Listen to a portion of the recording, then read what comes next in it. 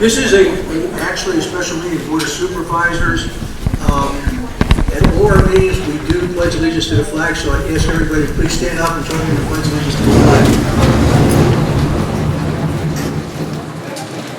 I pledge allegiance to the flag of the United States of America and to the republic for which it stands, one nation, under God, indivisible, with liberty and justice for all.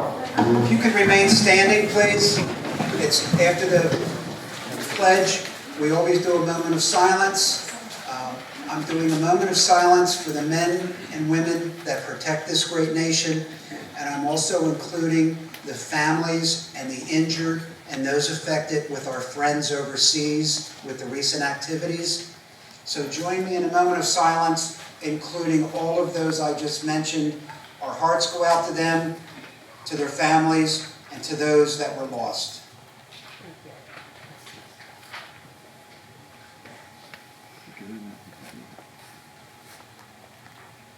Thank you.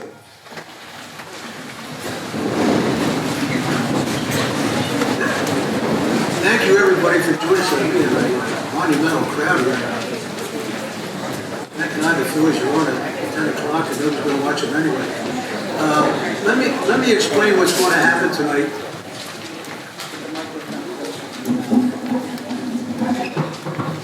Let me explain what's going to happen so everybody knows.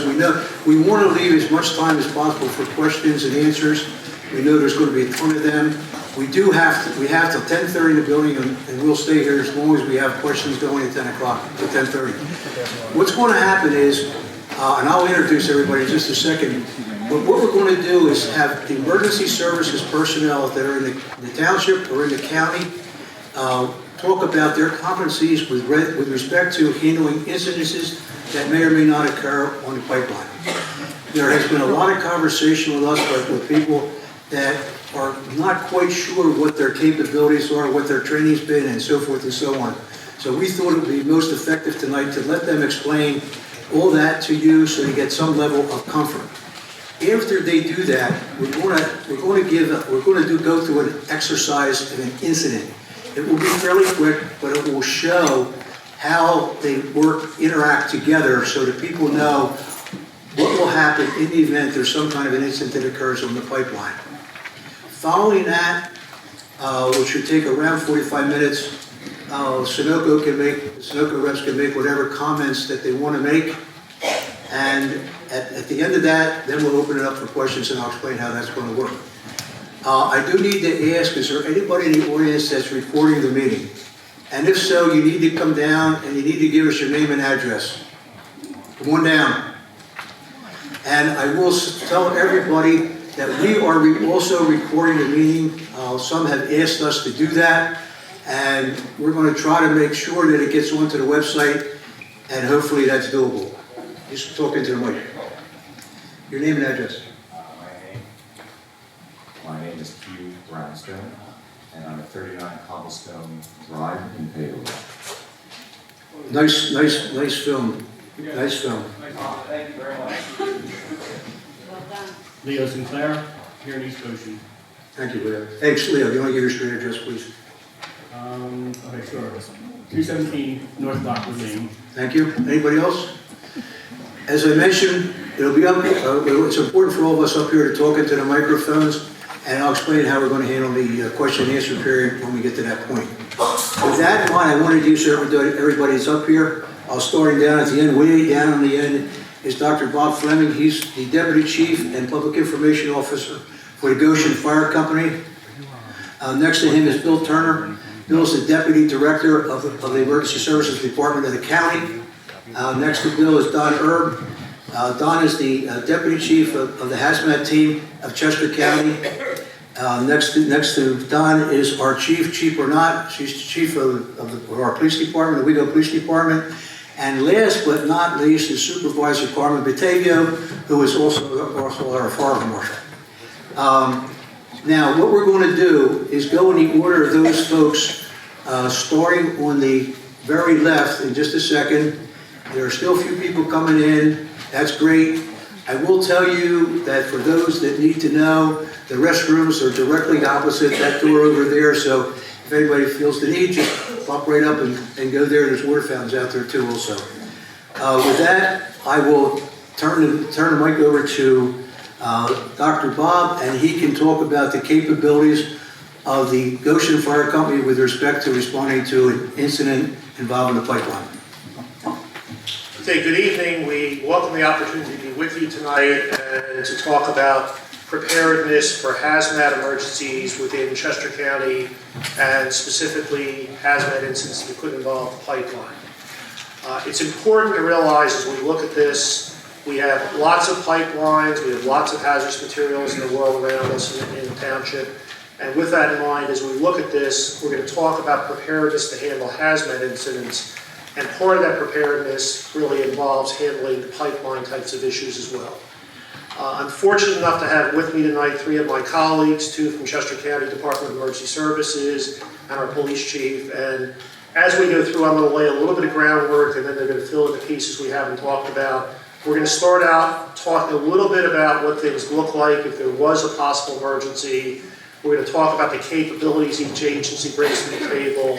And then we're going to go back through a second time and talk about what would happen if there was a report of an incident involving the pipeline, just to share with you how that works. In starting out, it's important to point out that we all work together on a regular basis throughout the year. And many of us have worked for many years together. As well as the roles I play at Goshen Fire Company, I've had the opportunity to be chairman of emergency planning, the local emergency planning committee for Chester County for the past 25 years, and I've worked with these gentlemen in that regard. And basically, we take serious the importance of planning for, anticipating, and making sure we have all the resources in place to handle emergencies. If there were to be an emergency, you're going to find that there's going to be a response that will consist of multiple agencies coming together with different disciplines to handle the demands of a particular incident. It's also important to realize that every incident, no matter what it might be, if it was a fire in your house, if you had a traffic accident, every incident will be a unique incident. So if you were to say to us exactly how would you handle a particular incident, we really couldn't tell you that until we knew the specifics of the incident in the given day. But I'm here to tell you from the standpoint of Goshen Fire Company, we are prepared to handle these incidents. One of the things you'll hear from our hazmat deputy chief as we go through this is we are fortunate to have a hazmat team in Chester County that basically has been recognized, has been approved and certified by the state. It was the first hazmat team to be certified as having 100% of the members in the team certified to the hazmat technician level, which you'll hear about. And we're fortunate that the hazmat team runs out of the County Government Services Building. So with that in mind, a hazmat team in Pennsylvania has up to 2 hours to respond to an incident. That would never be the case in our situation because they're so close and readily available. A number of years ago, we put in place a dispatch protocol that basically was unique at that point in time. It's been adopted around the Commonwealth since then and other places. We called it our 14-point dispatch protocol. If it even sounds like, when the dispatcher takes the call, if it even sounds like it could involve hazardous materials, automatically the hazmat team gets dispatched so we can get them on the road to get here quickly. So that's the way things work. From the standpoint of Goshen Fire Company, we bring the various resources necessary to get the job done. Obviously, we have 2 fire stations. We have one at Boot Road in Green Hill, and we also have one over on Park Avenue, 1300 block of Park Avenue. Hopefully, many of you are familiar with the 1300 block of Park Avenue. That's where we do Goshen Fair each year, and you never really need to know the specific dates other than the fair always ends the first week of August. So we encourage you to come, support the fair, have a great time, and so forth in that regard. With that in mind, we have apparatus at those stations, and we have the right apparatus we need to get the job done based upon the dynamics, the challenges we face in the community. We have the equipment necessary to get the job done. And one of the things we've done in recent years is we've done a lot of work applying for grants to get additional equipment needed and so forth. And last but not least, one of the most important parts is we have the people. And in terms of the number of people, traditionally we started out as a volunteer fire department. Reality is that in this day and age, when you run 3,500, 3,600 ambulance calls a year, and probably in a couple of years there'll be 4,000 ambulance calls, we really supplement our volunteers with career staff. So we have 8 full-time career staff. We have 12 to 15 at any point in time, part-time for our staff. We have about 75 volunteer members. Every member we are going to bring with us to a hazmat incident will have the appropriate level of training. Basically, there's a number of levels of training. There's awareness training. All of our people have awareness level training. Beyond that, there's operational level training. We operate to the operational level in hazmat. Every member, when they come in, gets the initial training in hazmat awareness and operations. Each year, typically in January or February, they also get refresher training in that area. With that in mind, there are levels of training beyond that, generic types of training in hazmat. The level beyond that would be the technician level. We have people at Goshen, myself included, who are trained and certified at the technician level, but as a local fire department responding, we don't operate to that level, particularly when we have the hazmat team coming, which Don Herb will be telling you about and so forth in a few minutes. In addition to the training, we have our people always going to training courses at the various fire academies, to training conferences. A lot of the focus on those things will be on hazmat training. All of the new members going through basic firefighter training these days take hazmat training at the regional fire academies as part of that training. So the bottom line is we've had a lot of training, we've had a lot of experience relative to hazmat incidents. And beyond that, when you look at it, we also have had specific training in pipeline safety, handling pipeline emergencies and so forth, including some training that Sun made available a while back. Goshen actually hosted one of those training sessions, and I believe you're going to hear tonight about how they're making provision to bring in one of the top experts in the country in hazmat training, and basically he will be conducting some training sessions, and I will be telling you Goshen will be hosting one of those training sessions. So the bottom line is, we're here, we're prepared to do what we need to do to serve you, and we work together as partners in the collection of systems we have here as public safety. So with that in mind, talking about the capabilities part, let me turn things over to Bill Turner, who's Deputy Director of Emergency Management for Chester County Department of Emergency Services.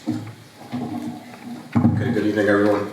As mentioned, for all the people staying, there's a bunch of seats up here to my left. If you guys want to fill in some of these seats here, there's quite a few over here. As mentioned, my name is Bill Turner with the Chester County Department of Emergency Services. I lead up the Emergency Management Division. We have 11 full-time staff that basically spend every day in Chester County ensuring that all 73 municipalities have plans in place and are prepared for any emergency or disaster, whether it be a pipeline emergency or a flood or a winter storm or a utility outage. We take an all-hazards approach. I understand the topic here that we're talking about tonight is related to pipelines, but in what we do, we keep a focus on all hazards, and we do a lot of hazard vulnerability analysis of what could affect the county and what our threats and hazards are throughout the county, and spend the time to ensure that we're dedicating our resources and training to address and try to mitigate and prevent some of these things from happening. With that said, being from a Commonwealth, without trying to lecture anybody on how the government works and put everybody to sleep, I'll just mention that in the county role, we're really a coordinating entity. In Pennsylvania, every municipality has a local emergency management coordinator, local fire department, local police. The county is really not, in the terms of emergency services, necessarily a response organization. We support and assist the response effort on the local level. I mentioned at the last meeting that everything starts and ends on the local level in terms of disasters and emergencies. So it's really the local fire, police, and agencies that are responding initially. If an event were to grow beyond the capabilities of the local municipality, if there are unmet needs or they needed resource coordination or additional resources to respond, the county emergency management, through our watch officer program, would initiate some assistance to basically help the municipalities basically bring the incident to a resolution and try to stop it from growing or expanding, whatever that may be, and then shift into a recovery mode to get everything back to normal. So as a county emergency management, we're not necessarily going to get involved. We don't necessarily have a jurisdiction per se. We would have to more or less be requested by, in this case, East Goshen Township to step in. We do a lot, as I mentioned, in terms of planning and preparedness. One of the things I didn't get to touch on last time was, and there's a bunch of these in the back, I'll just touch on two quick programs. Before I got here, I ran some numbers. So has anybody ever heard of Ready Chesco? This is basically where you sign up, readychesco.org, to get county emergency information, community information from your municipality, weather alerts, public health emergency information, and you can go in there and sign up for a whole slew of really good information to receive to your email, your text, cell phones. They'll even call your home if you wanted to. I ran some numbers before I got here, and only about 9% of East Goshen Township residents are signed up for this, so we'd really like to see that number go up and get more people enrolled. There's some on the back table there, if anybody's interested in grabbing one of those. And the second piece of that is Smart 911. This is a newer platform that we launched. This isn't something that we necessarily use to notify you, but what happens is you go in and create a profile for you, your family, your pets. It has some personal information that we keep safe and secure, and it also allows you to basically put in your medical history, what medicines you may be on, who in your family may have an access or functional need or disability. And what this would come into play is that if you call 911, that dispatcher is now going to have all that safety profile information right at their fingertips to be able to get you the assistance that you need more quickly. And it's really going to help the job of the first responders. But in this case, it will allow us during a potential incident such as a pipeline emergency to effectively basically draw on a map, a circle around an area, and know how many people, let's say, are in a wheelchair or may have mobility problems or need help getting out. So unless you go and voluntarily enroll for this, we're not going to have that information. So I encourage everybody to go and create a Smart 911 profile for their family and themselves as well. And the good thing about this is it travels with you. So any device you register, if you go to another county in Pennsylvania or anywhere in the nation that has this in their dispatch center, you call from a registered device, that same information will pop up. So if you're on vacation somewhere, it will still work. I spent a lot of time saying that we're not a response organization. However, the hazmat team does fall under emergency management. It's a paid team. There's a full-time hazmat coordinator under emergency management, and then there's 29 part-time paid members that basically would be a response entity in this case. I'll take questions after this regarding what I just talked about, but I think it's a good segue to let Don talk more about the hazmat team. Thank you, Bill. Good evening, everyone. From the hazmat team's perspective, we're going to bring some advanced capabilities to assist the local incident commander. Whoever the officer in charge is from Goshen Fire Company, they would be running the incident. Our primary role is to support them in what they need to bring the incident to a successful conclusion. This could be anything from if we were a tank truck type incident to actually stopping the leak, plugging leaks, patches, defensive actions like building dams or preventing the flow of product. In case of a pipeline, it could be something doing air monitoring. We have very advanced air monitoring capabilities. We can set them up remotely to monitor a large area. We can feed that data to the incident commander to assist him in making decisions on where evacuation zones may need to be, what areas we're seeing product move to, where we're not seeing it move. So we can provide all kinds of high-level instrument capabilities above what the local fire company would have to supplement them. Our personnel are trained, as Bob said, to at least the technician level, which is over and above the operations. About 40% of our personnel are at the specialist level, which means they've undergone some type of advanced training over and above that, some type of specialty. 17 of our personnel completed pipeline technician training. We're involved also with the training that Sunoco's done in the past. We're doing this constantly. We just had 5 members down in Baltimore 2 weeks ago at the International Hazmat Conference.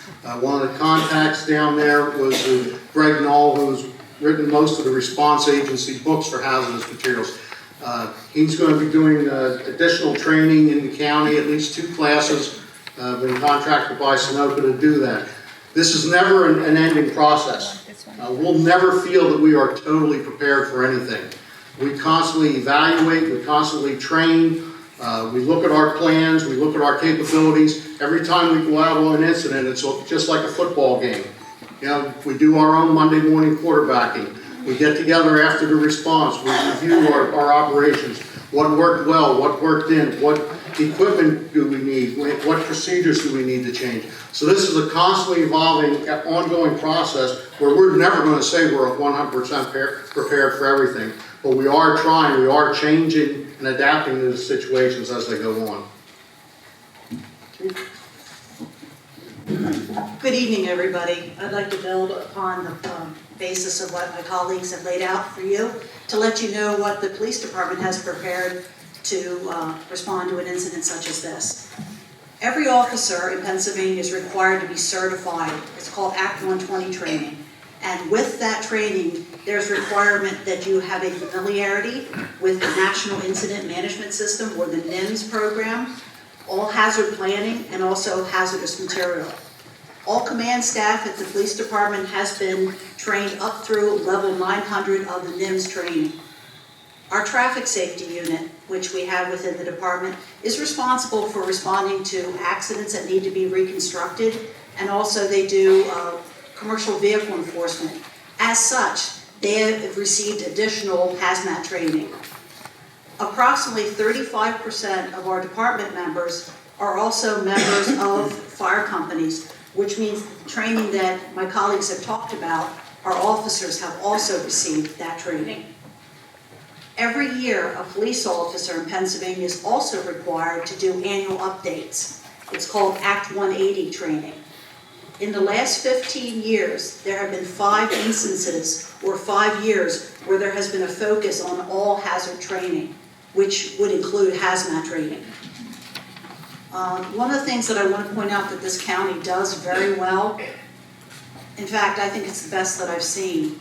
Prior to coming to this police department, I worked for the Pennsylvania State Police for 28 years, and during that time, I worked in 9 different counties.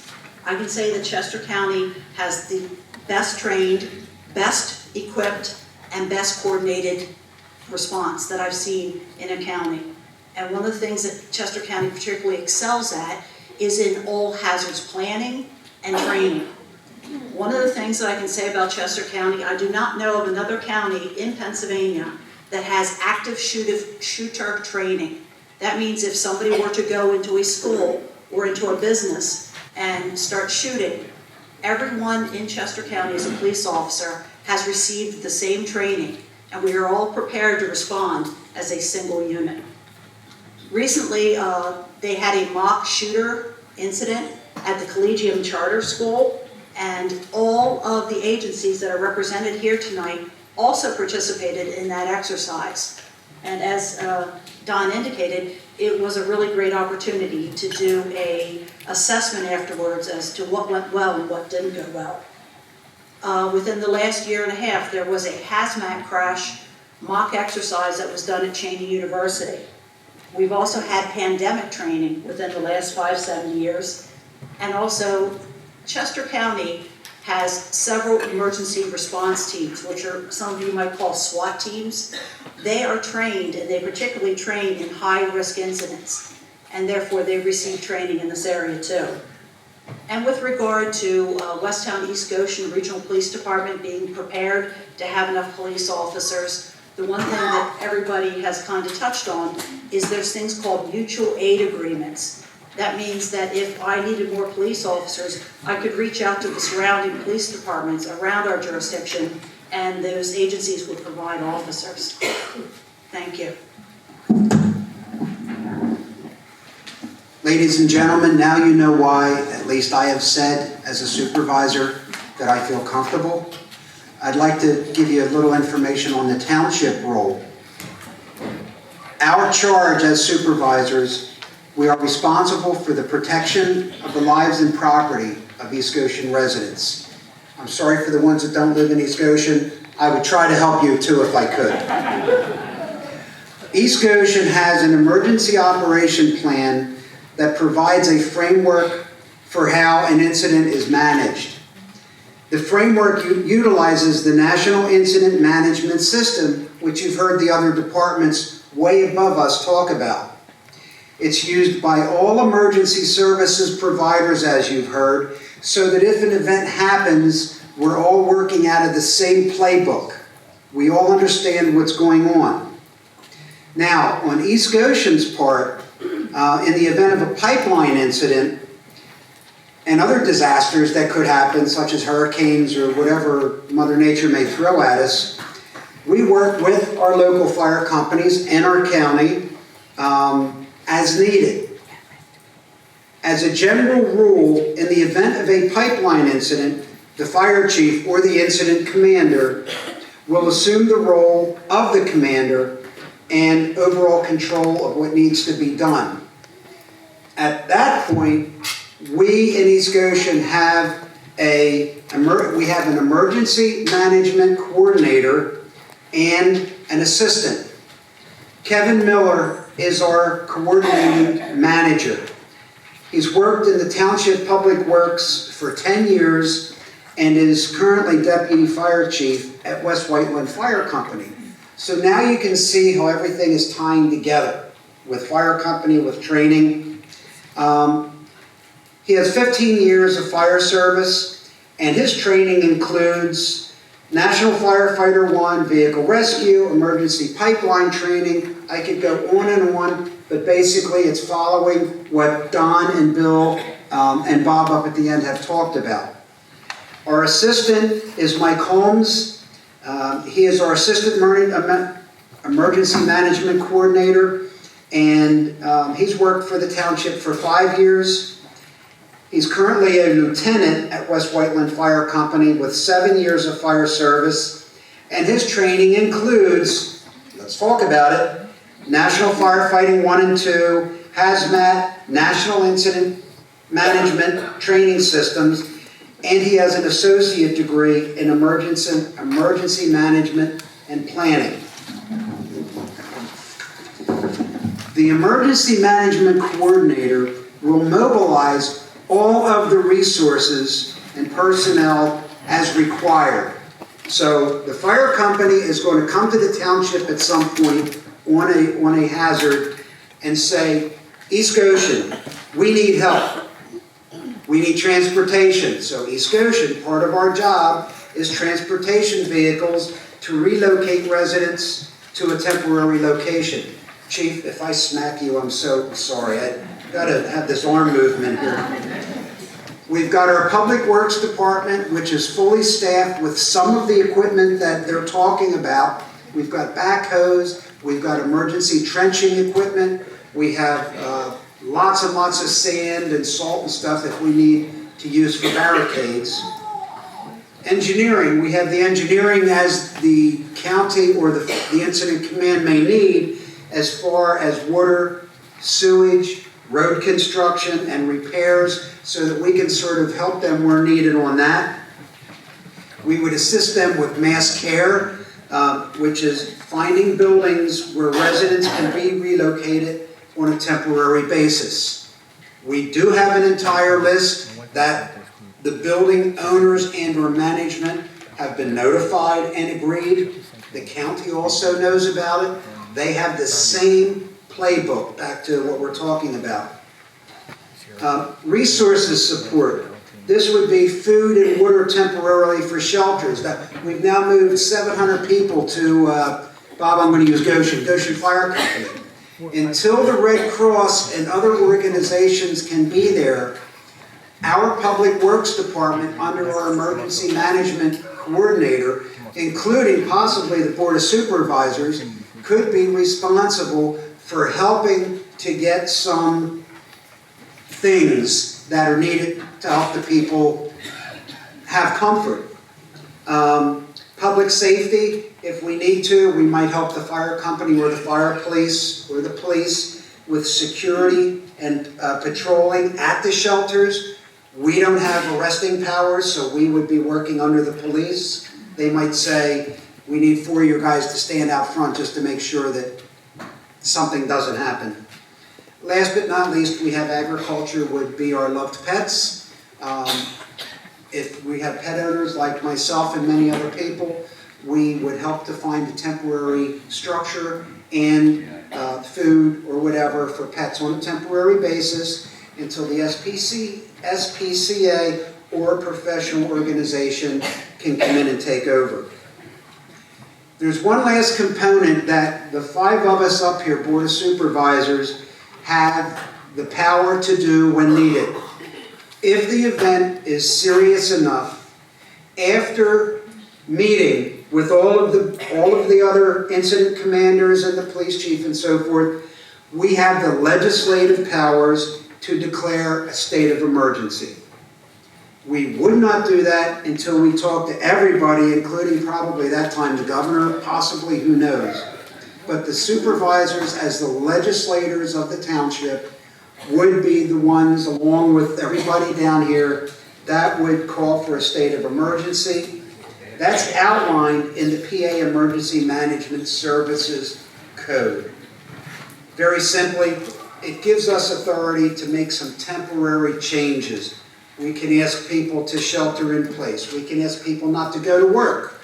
We can shut down roads. There's a whole list that we can do until the state and other resources can come in through our friends up here and take care of us.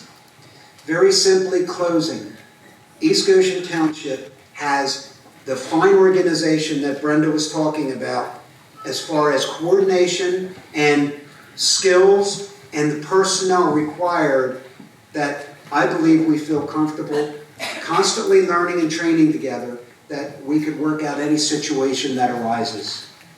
Thank you. Thank you, folks. I hope everybody has a sense that from the county through the township, there has been adequate, well, I shouldn't say adequate, there's been training, there's been certifications, that they are prepared to handle any situation, although we're focusing on the pipeline situation tonight. I hope the people that felt that there may not have been some of that training that's important, and some of those other classes that they've taken, I hope you realize going home tonight that these people are well equipped to handle a situation that crops up, and we'll get to some more of that a little bit later. But let me give them just a break for a second. I would like to introduce the rest of the folks up here at the head table, and I suspect a lot of people know, some of us, I suspect that most everybody in East Goshen knows our manager, Rick Smith.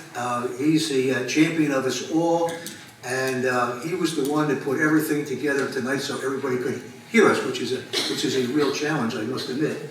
Next to Rick is Chuck Proctor, one of the supervisors, and then Janet Emanuel, and then last but not least over there is Mike Lynch. And I know John Olsher, our CFO, was supposed to be up here, but he's sitting down in the corner so nobody knows who he is. It's amazing when you sit up here, there's a lot of people here. Folks, for standing on the wall, there are a fair number of seats, particularly in the middle, if you don't feel like standing, but I would say we're rapidly approaching 350 to 400 people in this room, which is kind of a heck of a turnout. I do recognize one person here from one of our elected officials' office, and I hate to do this because if there's someone else here and I don't see it, I'm not going to know who it is. But I would like to introduce Courtney Eubanks, who's from Senator Killian's office. Courtney, just stand up for a second in case anybody in this room would love to ask you anything about any of this. Courtney is well versed in the Sunoco situation, so she and Tommy Killian is our senator here in East Goshen, state senator, and he's very responsive to us, and we appreciate Courtney being here tonight. If there's anybody, Eleanor's, how are you? Yeah, Chris is here. Chris, does everybody know Chris? Have you stand up, Chris? I just assumed everybody knew you, Chris. I'm sorry, I didn't see you down there. Representative Carolyn Committed is our state rep, so we have at least a senator and a rep reported here tonight. We will give you a grade A and a grade A, and that's a wonderful thing. Thank you very much. With that, now we're going to kind of run through this so that you understand what happens with emergency services and how all this links together if there's an incident. And I would ask Bill Turner to serve as the 911 receiver so that we can get the process started. And what I will do, I have determined that I'm in the executive center behind the gas station off Boot Road, and I happen to work there, which I don't, but for the purpose of this I do, and I happen to see some bubbles coming out of the ground. And having worked there, I know that the Sunoco pipeline is right underneath there and something just doesn't ring true. So I pick up the phone, I dial 911, and lo and behold, I get Bill Turner on the phone, and Bill, take over. Okay, sure, I'll walk you through this, and for the record, I'm not going to be the one picking up the phone, but we do have a large amount of full-time staff down in West Goshen at the Government Services Center. The 911 Communication Center falls under the Department of Emergency Services, and they're there 24/7, 365. A lot of dedicated individuals that you want to talk about behind the scenes that don't get a lot of credit. That aren't out necessarily in the front lines, but this is basically where everything starts, where that 911 call initiates. And we also, to mention, we do have an alternate center now in South Coatesville Borough at the Public Safety Training Campus, which is also where a lot of this training we discussed takes place. It's a state-of-the-art facility. If you haven't been out there, I highly recommend checking it out. It's a little bit further out from where we're at now, but it's been a long time coming for Chester County to have a facility like that where our responders and everyone can basically train together. But anyway, back to the 911 call. The 911 call comes in and more or less initiates a protocol where very quickly, basically through our public safety radio system, paging system, and what we call CAD, a computer-aided dispatching system, is going to initiate and follow certain protocols to get the fire company in this case, and potentially on how the call's taken, potentially the hazmat team as well in the initial response, and police and EMS headed to the scene. And basically that spark, as I call it, would ignite a whole series of events, and until, basically the last person packs up and everything's cleaned up from whatever scene they're responding to, those 911 call takers and dispatchers are there throughout the whole entire process, coordinating and providing an overall situational awareness of what's going on with that incident. So I'll turn it over to Dr. Fleming for him to talk about what the fire company do. Yes, and an important point, earlier we mentioned mutual aid. It's important to realize there's a difference between what we call automatic aid and mutual aid. As I said before, we have a dispatch protocol that if in any way it could possibly be a hazmat incident, you're going to get the hazmat team in the initial dispatch. So mutual aid would be we get there and realize we need more resources, as Carmen was talking about, and we call for those resources. But the good news is with automatic aid, the county will be dispatching Goshen Fire Company for the fire department, for the fire rescue hazmat piece, for EMS, emergency medical services, and also for fire police.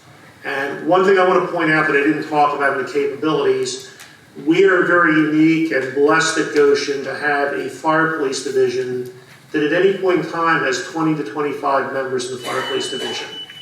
As an incident commander running an incident, I could count on at any time, day or night, at least half a dozen or more fire police being there even for a routine incident.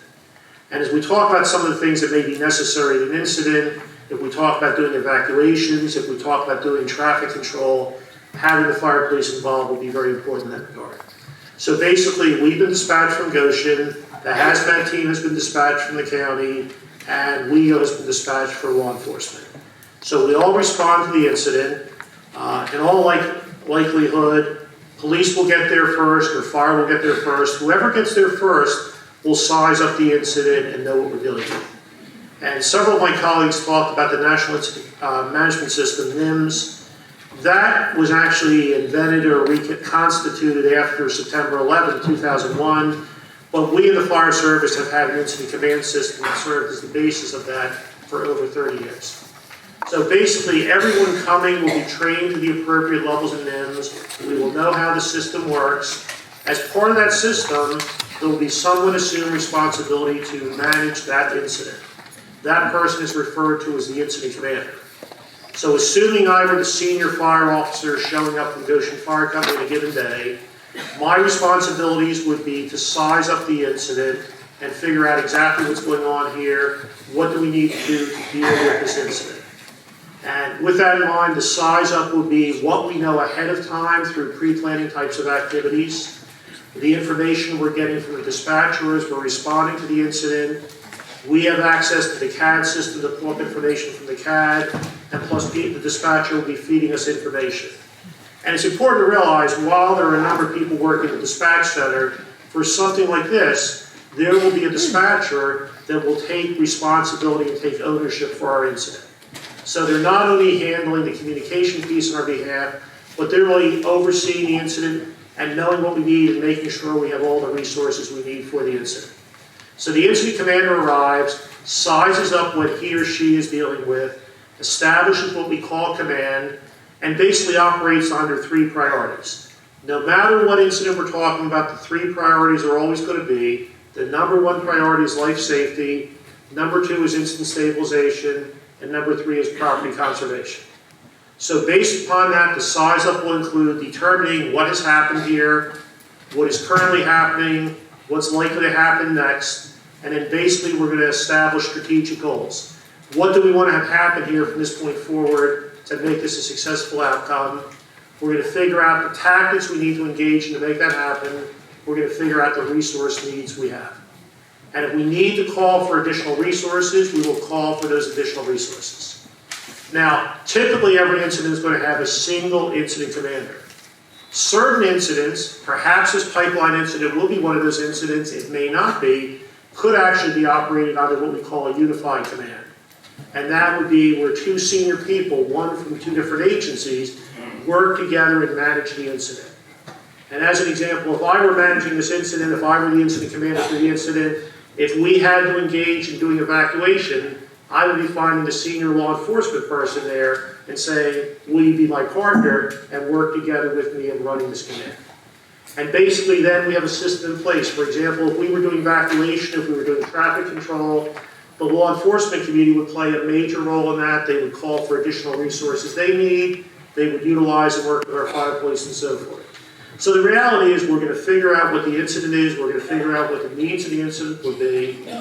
You've heard about evacuation. There's something we call evacuation. There's also something we call shelter in place. And with that in mind, sometimes it makes sense in an incident to just shelter people in place throughout the incident. Sometimes it makes sense to evacuate people and move them someplace else. That moving them someplace else could be, for example, coming to Goshen Fire Company. Carmen mentioned 700 people. We do have a hall, a very nice hall available for rental. Holds up to 160 people. Feel free to call upon us to run our hall. But with that in mind, there's a difference between what we call going to a conference center and what we call an actual shelter. So in all probability, we might move people to places like Goshen and churches and so forth early on just to put them in a conference center to get them out of danger. But with that in mind, if we needed to house people for a period of time, then we'd be working with the Red Cross to actually set up the shelters with the food, the cots and so forth. They need to be able to do that. And we've rehearsed these things. We know how these things work and so forth in that regard. And that's basically the way the process would work. And typically, we'd be at the incident scene, managing things. We'd be working with the township. We'd be working with the emergency management coordinator. We'd be identifying the needs we have and so forth. And for that matter, we would also be working with the pipeline owner. We'd be working, for example, with the Sunoco pipeline, with the people from Sunoco. And everybody I've just described, including the people from the pipeline company, have been trained, as we have been trained, know the incident command system, and we would all work together in a cohesive system. So that's what the fire department would be doing in that regard. Let me pass it on. Anything that you want to cover before turning it over to Don? Sure. I'll just touch on one more thing. One of the big things that's going to be going on again behind the scenes also, which is very important in any incident, is what we call public information.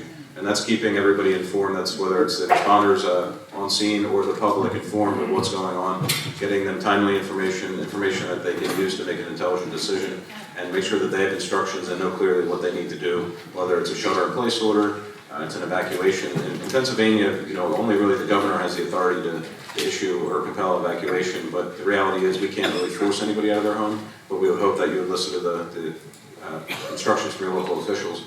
But what we would be doing, as I mentioned before, through Ready Chesco, and what we have also reverse 911, we would be putting messaging out. Ready Chesco is voluntary, so if you're in there, you'll get it. If not, we have what we call basically white and yellow page data from the telephone companies, and we can reverse call your landline if anybody still has a landline in their residence. We're seeing those numbers go down with landlines, but we still have the capability to, whether you sign up or not, reach out to your landline and get you that public information or emergency communications that you might need to act upon. So turn it over to Don from here. Thank you, Bill. I feel a little left out. I don't have anything to plug here or advertise. Our job in looking at from the overall standpoint is actually pretty easy. Our function is to support the incident commander in whatever he needs. Our personnel would come and would staff up what we refer to as the hazmat branch of the incident command system. So our primary focus is the hazard itself. What's the problem itself? How can we eliminate or stop that problem? We're going to do this, like I said earlier, it could be stopping the leak, it could be plugging stuff, it could be shutting off valves if necessary, depending on what the issue is. We're also going to bring the monitoring capability there. We're going to feed a lot of data to the incident commander. The information he's going to use to make decisions on where we need to shelter in place, where we need to be concerned in that, is going to come up through the hazmat branch to him. We also have the capability of full and mutual aid assets for hazmat teams. The Philadelphia area counties, their hazmat team's been working together since 1998 when the planning started for the 2000 Republican National Convention in Philadelphia. So even prior to 9/11, we've been working together. The team leaders meet on a regular basis.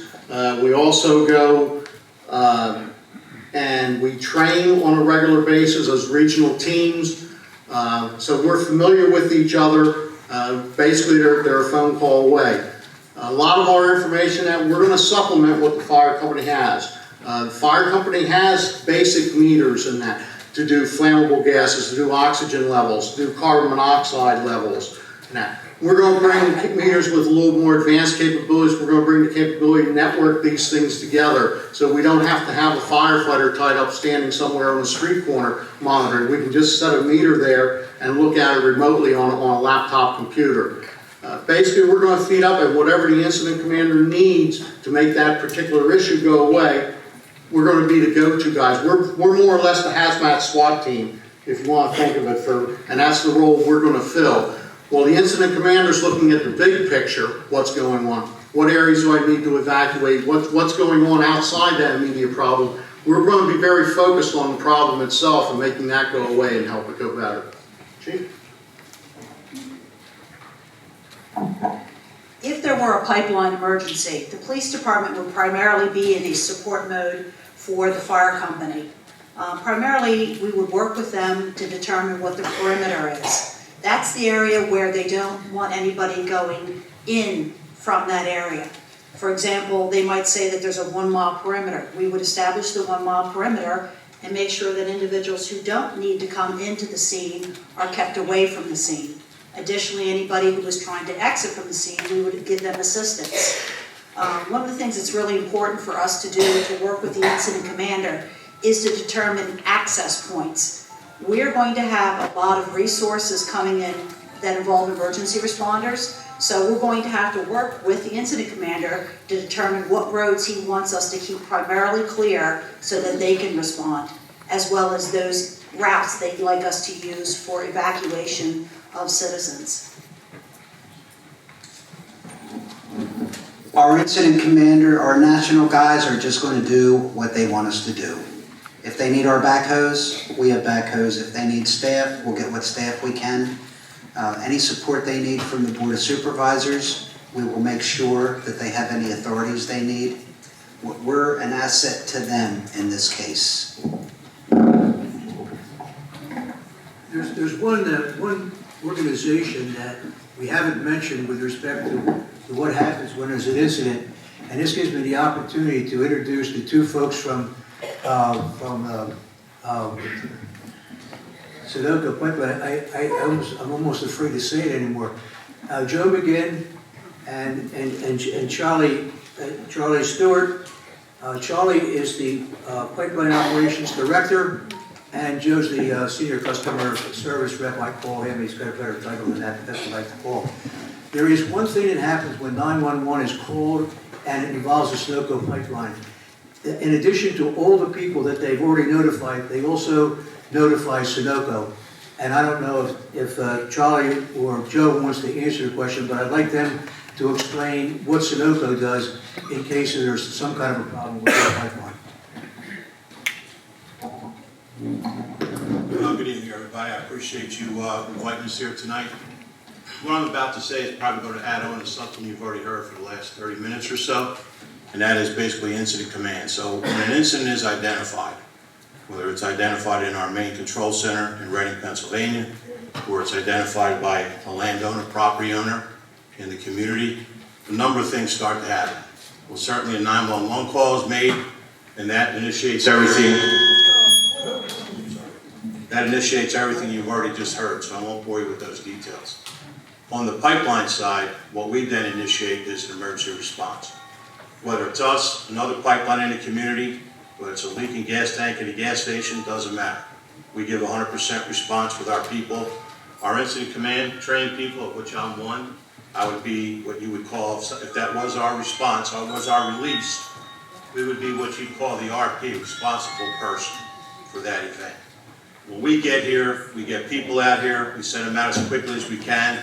we basically call an all hands to get everybody to the location that was identified by the local police department or the landowner in case we're first. I don't think we will be in something like that, but we get out here and talk to the landowner, talk to the police officer, and basically get a review of what's happening, where's it at, what is it? Do we know if it's a gasoline, a furnace oil, a heating oil, a kerosene, or in this new day and age, is it some type of NGL, natural gas liquids? Something bubbling out of the ground could be anything, we won't know. But as you heard the ladies and gentlemen speak here, they have air monitors, so they could identify pretty quickly what it is. So when we start responding, we'll get here, we'll set up, along with the local emergency responders, an incident command structure. And basically when it comes to that, I'll say this, because I know that's the most important thing. I know you guys and ladies have a lot of questions for us. The first thing we do is make sure we support the local police and fire department. From my perspective as an incident commander for Sunoco for 37 or so years approximately, the first thing I want to make sure is I know, to be honest, that we're going to fix the pipe eventually. If it is us and there's something wrong with it, we'll get to it. We know that. We have the people, the expertise to take care of that.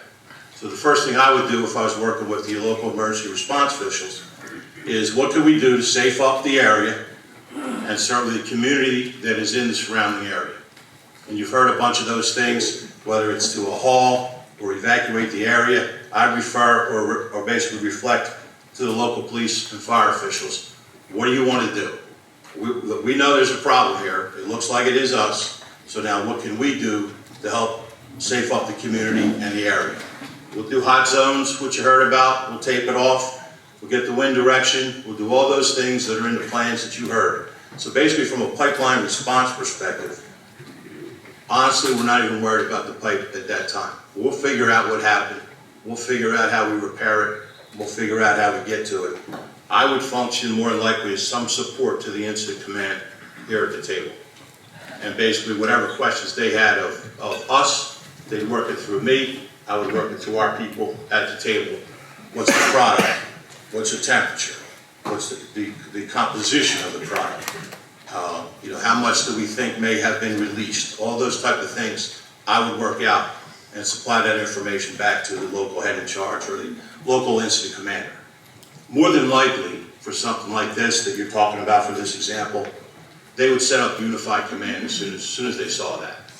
And then what we would do, we would be the RP incident commander. So I would basically represent Sunoco Pipeline and basically take responsibility for the event, which means that anything that comes from that, any costs associated with that, reimbursement, community involvement, community evacuations, whatever it is, always is taken care of by the responsible party.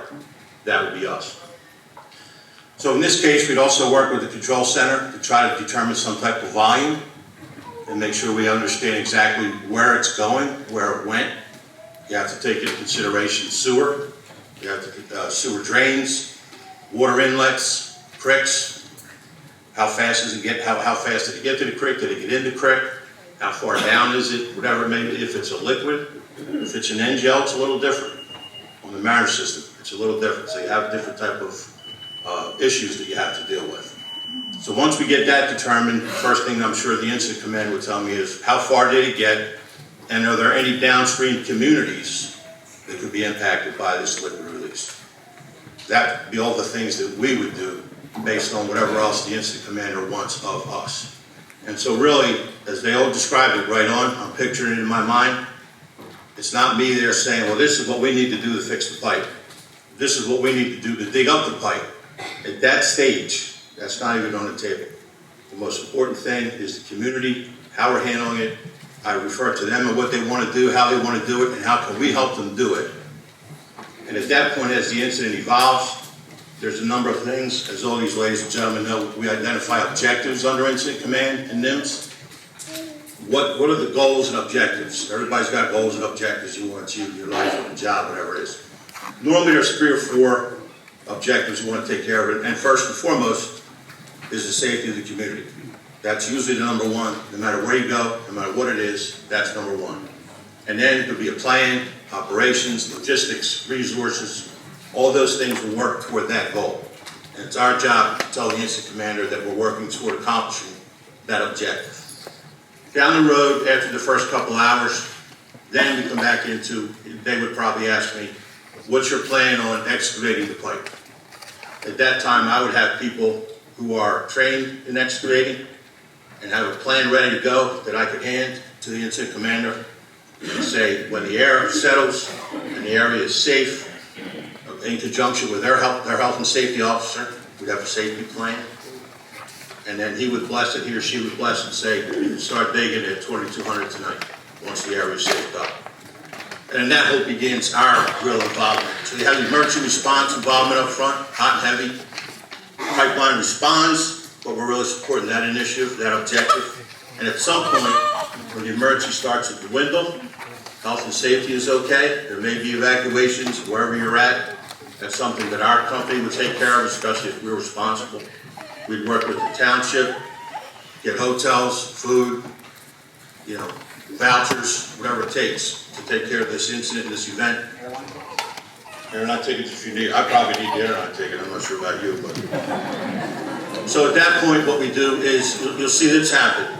And no matter what the incident is, that's what happens. The emergency response starts to dwindle, and then the pipeline repair, remediation, restoration begins. And that could be properties, it could be damaged, gasoline soaked sides of the creek, you name it. And then, so we have a group that handles that also. And that will be part of the planning, restoration, health and safety of the community, whether they come back if they were evacuated, all those type of things. So really from a pipeline perspective, that's exactly what we do. That's kind of condensed. But fundamentally, we do this. We'll support every way we can, anything we can, and then eventually they'll look to us for that. We may even take over the incident as far as incident command once the emergency response phase goes. It all depends on how it's set up. And Charlie, just to add, you're talking about the emergency response side, you want to touch on kind of the pipeliners, where folks are, and how they respond, as well as the other piece that we do in the control room and our ability to lock in the system. Yeah, one of the things, and I apologize, there's a lot of details go into it. I mean, if I'm told it's an incident commander in this general area, which I would be, one of the first things we do is make sure the valves are closed on both sides of the leak site, and that basically minimizes anything that could be released. They're a couple miles apart. In our new system, they're automated. In the older system, they're not. So we have to get people out there. That'd be the first question. I heard one of the chiefs say, did you cut the source off? Very important. Absolutely. That's the first thing we do, is shut every line down in the vicinity. Whether it's the A line, the B line, the C line, it doesn't matter. If there's other pipelines in the vicinity, we'll ask them to shut down. So that we can say we stop the flow, but maybe there's still something coming out of the pipe because you still have some pressure depending on the elevation and the locations that you're at. So just because the line's down or just because the valves are closed, that doesn't mean that something's still not coming out of the pipe. And that's what we would address in the safety plan, whether the area is safe to dig up, you have to dig it up by hand, you need respirators, whatever it may be. All those things are taken into consideration. And the first responders from the pipeline side, that's what a couple of those people would be doing. They're the pipeliners that Joe was referencing. They'll close the valves in. And at that point, we'd end up meeting with the chiefs, the police department. Where are we? What do you got? Could set up an incident command center. We work out of that, and then really from there, it just escalates. People, resources, you name it. Everything starts coming together. Well, we do the same thing. We work under NIMS and incident command. Done it for a lot of years. And we know our place. It's the first thing if it's us. We know what we got to do. We know how to do it. And make sure we follow the orders of the incident commander until we run out of our objectives and we close it out and go home. That doesn't happen overnight, as you could imagine. So that's kind of the general idea of what the pipeline does when we first get the call. I want to thank everybody up at the table for doing what, they did a great job explaining things. They also did it within the timeline, which is really important because I know you want to ask questions. When I talked to Joe McGinn about coming over here, Sunoco's had, sometimes they won, sometimes they don't, but they decided to come because it's really important to our folks. And we've, in East Goshen, have had, obviously, the bulk of what's happened in this neck of the woods occur right on Paleway Pike at 352. And Joe was very gracious to decide to come tonight and give their side of the story. I would say that the vast majority of the people in this room have probably heard at some point the information that has been circulated regarding the Pipeline Coalition. And it's, in some cases, it's a little scary. And Joe's aware of that. So I say to them, why don't you come, make your case, let the people decide the level of comfort they have or don't have, and make some introductory comments, because you know there's some things that probably everybody in this room wants to know about. And I said, but don't take too long doing it, because the people who are going to want to answer or ask questions have answers to those questions. Some may have questions for the folks at the table, and that's fine too. Questions is the best way to find out answers.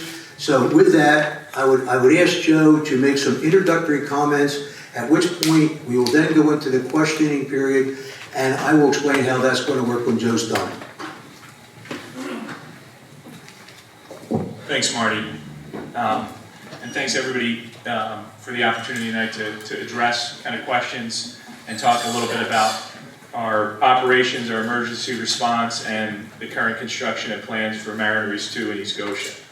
I know there's lots of questions, and there's varying levels in terms of awareness in the audience. There's some folks I see that have been at meetings with us before. Some folks, may have been here, and maybe ones that I wasn't or not. So I'm just going to try to cover a few basics and do it in a concise frame to leave plenty of time for questions, because certainly, respect your time and interest in coming out on an evening like this. As we look at Mariner East, essentially, what is it and what is operational in your community from Sunoco right now on the Mariner system? There's a 8-inch pipeline we refer to as Mariner East 1 that went into service in late 2014. It moves propane and ethane across the state to Marcushook, Pennsylvania, right in the southeast tip of the state. Mariner East 2 is what's under construction now, as so many folks are familiar with. And a key emphasis is it's Mariner East 2 is 2 pipelines, a 20-inch pipeline and a 16-inch pipeline. Be happy to address some specifics in construction, but again, trying to give people time to have some questions. In terms of the review and approval of Mariner East 2, is approved by a varying level of organizations at the federal level, and has guidance from organizations like the Army Corps of Engineers on a lot of environmental type issues, to the Pipeline and Hazardous Materials Safety Administration. You'll hear folks refer to that as PHMSA. That's a federal regulator. To the Pennsylvania Public Utility Commission on a state safety side, to the County Conservation District on a Chester County side from environmental, as well as engagement with the township. And a couple things on that. So both PHMSA and PUC, since the focus of tonight, I think in a lot of questions is on safety, of construction and operations. They've had inspectors focused on this project. I don't know what else is in their portfolio, so I don't want to say exclusively, but on a daily basis, including doing audits all across the state. And I also would say, in terms of from a township perspective, the township and Rick Smith is somebody that leads and manages the township on a daily basis, and others in the township are constantly engaging and reaching out with questions or concerns that come from residents to us, to our construction team, and land team and other teams that are assembled.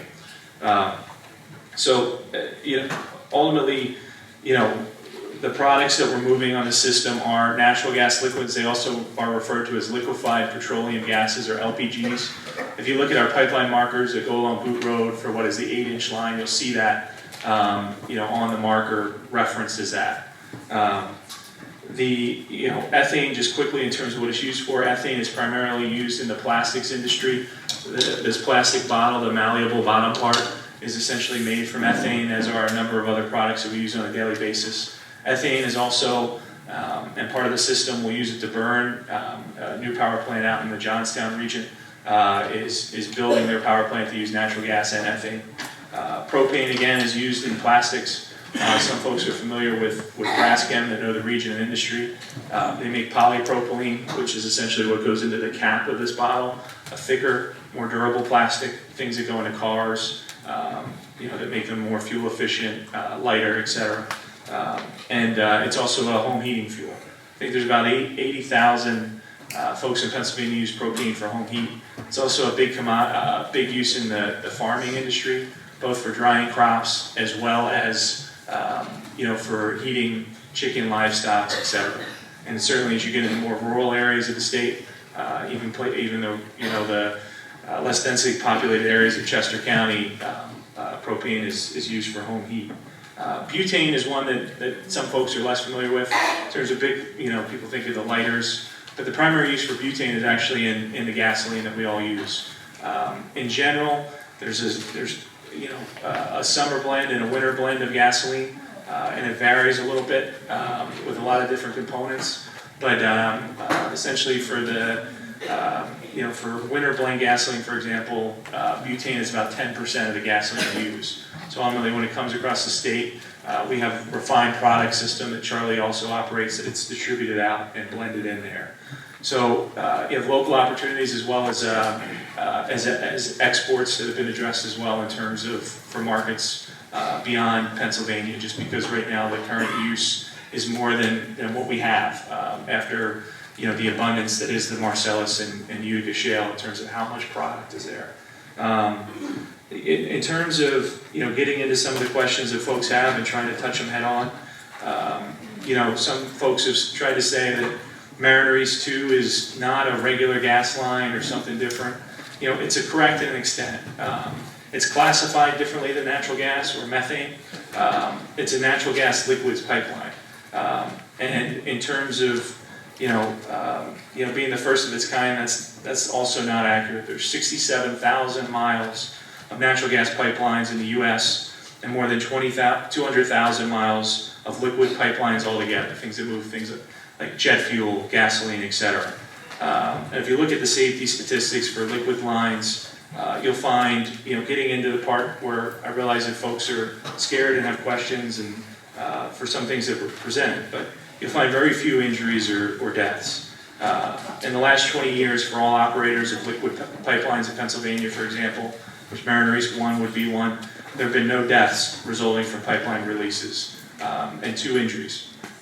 The other piece that I'll add in terms of liquid lines is, in addition to Mariner East 1, there's another one that's run through Chester County for decades. It's called the TEPCO system. It doesn't run through East Goshen. It runs through a lot of the same communities that Mariner East does, and runs right through the heart of West Goshen and Westtown.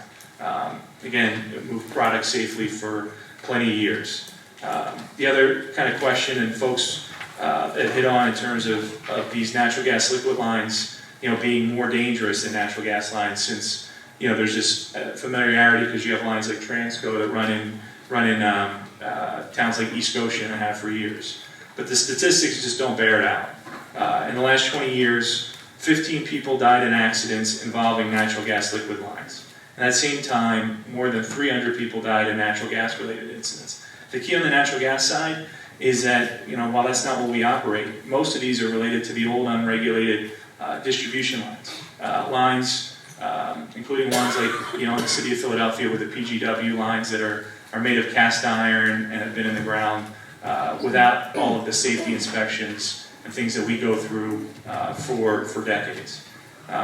The other question that gets into, in terms of the fear or things of anything new like this, is the likelihood. Folks talk about it as probability, and people have tried to imply that it's high, and that's just also not true, and the stats don't bear it out. The Department of Transportation and others, continue to document that pipelines are the safest mode of transporting these products.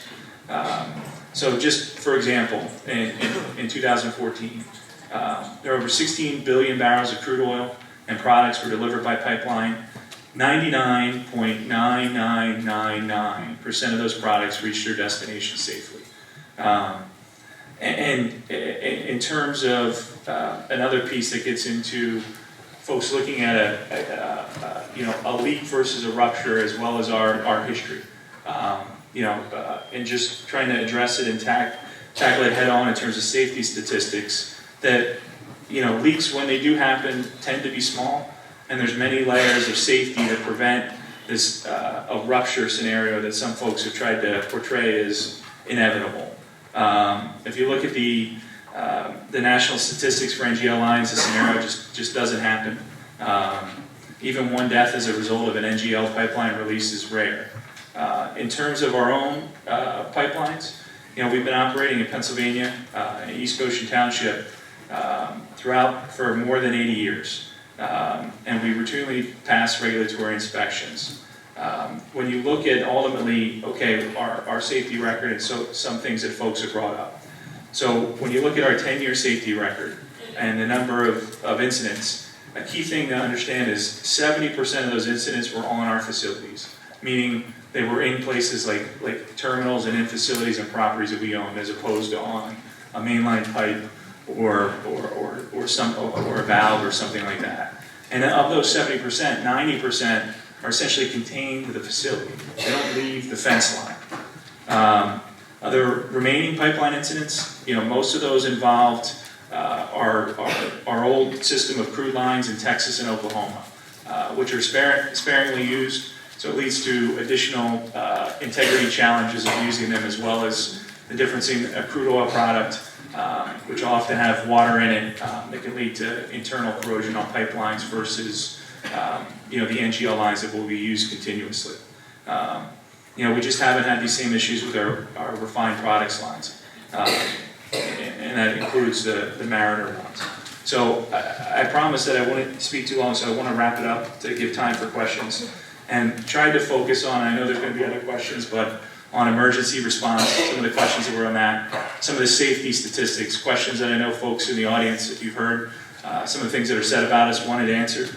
So I try to do my best to quickly address that, and I'm sure there'll be other questions on it. And ultimately, any questions that we have, please let us know. And one last thing, in terms of meetings like this, because you have them, and I don't want to forget to mention this. So one of the things that we've done as well is, for really anyone, but the primary target audience are folks that live along the pipeline route in East Goshen, West Goshen, Westtown, wherever folks are at from the night, is communication. So we have essentially a 24/7 toll-free hotline. The folks, it's picked up live by folks that work for us not too far away from here in Delaware County. And that number, it's on a bunch of materials, but it's 855-430-4491. And any materials in the back that's there, get the information and do our best to communicate that out. And the other thing, obviously, and many of you know, with folks like Rick Smith and reaching out to him, he is, or anybody in the township, they're always good in terms of putting those questions back to us. Whether it's anything from, what's the construction going on here to, can you tell us about, who regulates you, to anything else. So with that, I'll turn it back to Marty, and thank you guys for the time tonight. I appreciate Joe making those comments. I hope some of them were helpful. There's a couple of things I want to say before we open it up to questions, and we're right about where we wanted to be. We'll be here at 10:30 if there's enough questions. But let me say first that every meeting that we've had, both here and in the township building, our residents have been most respectful of one another, the people who have been up there answering questions and so forth and so on. It's important tonight that we use that same decorum. It's not easy, and sometimes for these folks to answer questions, other times it is. Sometimes they know the answers and sometimes they don't. Hopefully you will get the answers to the questions that you have, and I know there's many of them out there. So let's be respectful of one another. And what we're going to do, can East Goshen people raise their hand for a second? I just want to see how many people. Oh, goodness gracious, it's not going to be a problem. My God, there's nobody home in East Goshen tonight. What we're going to do, this mic is on, have 3 people come up at a time, and when you come up, it's very important, because we have to put it in the minutes, to clearly state your name and street address, because we incorporate that into the minutes. If, in fact, all the East Goshen people exhaust questions before 10:30, we will then open it up to residents in others' communities if there are any questions. The board has the opportunity to get information from Sunoco, from Rick, if we need to. So we've agreed tonight to not go first like we usually do and open the floor up to questions. So if there are 3 people who aren't afraid to come up and be the first 3, you're welcome to come up to the microphone And here's one coming, two coming, three coming. That would be that. You guys can all fight for who wants to be first. You might all want to, well, be better for today's time. That's all right, if you get in line, so we make that transfer from one to the other. Dave, you want to give your name and address and you get down here? Wait a minute, see if the mic's on.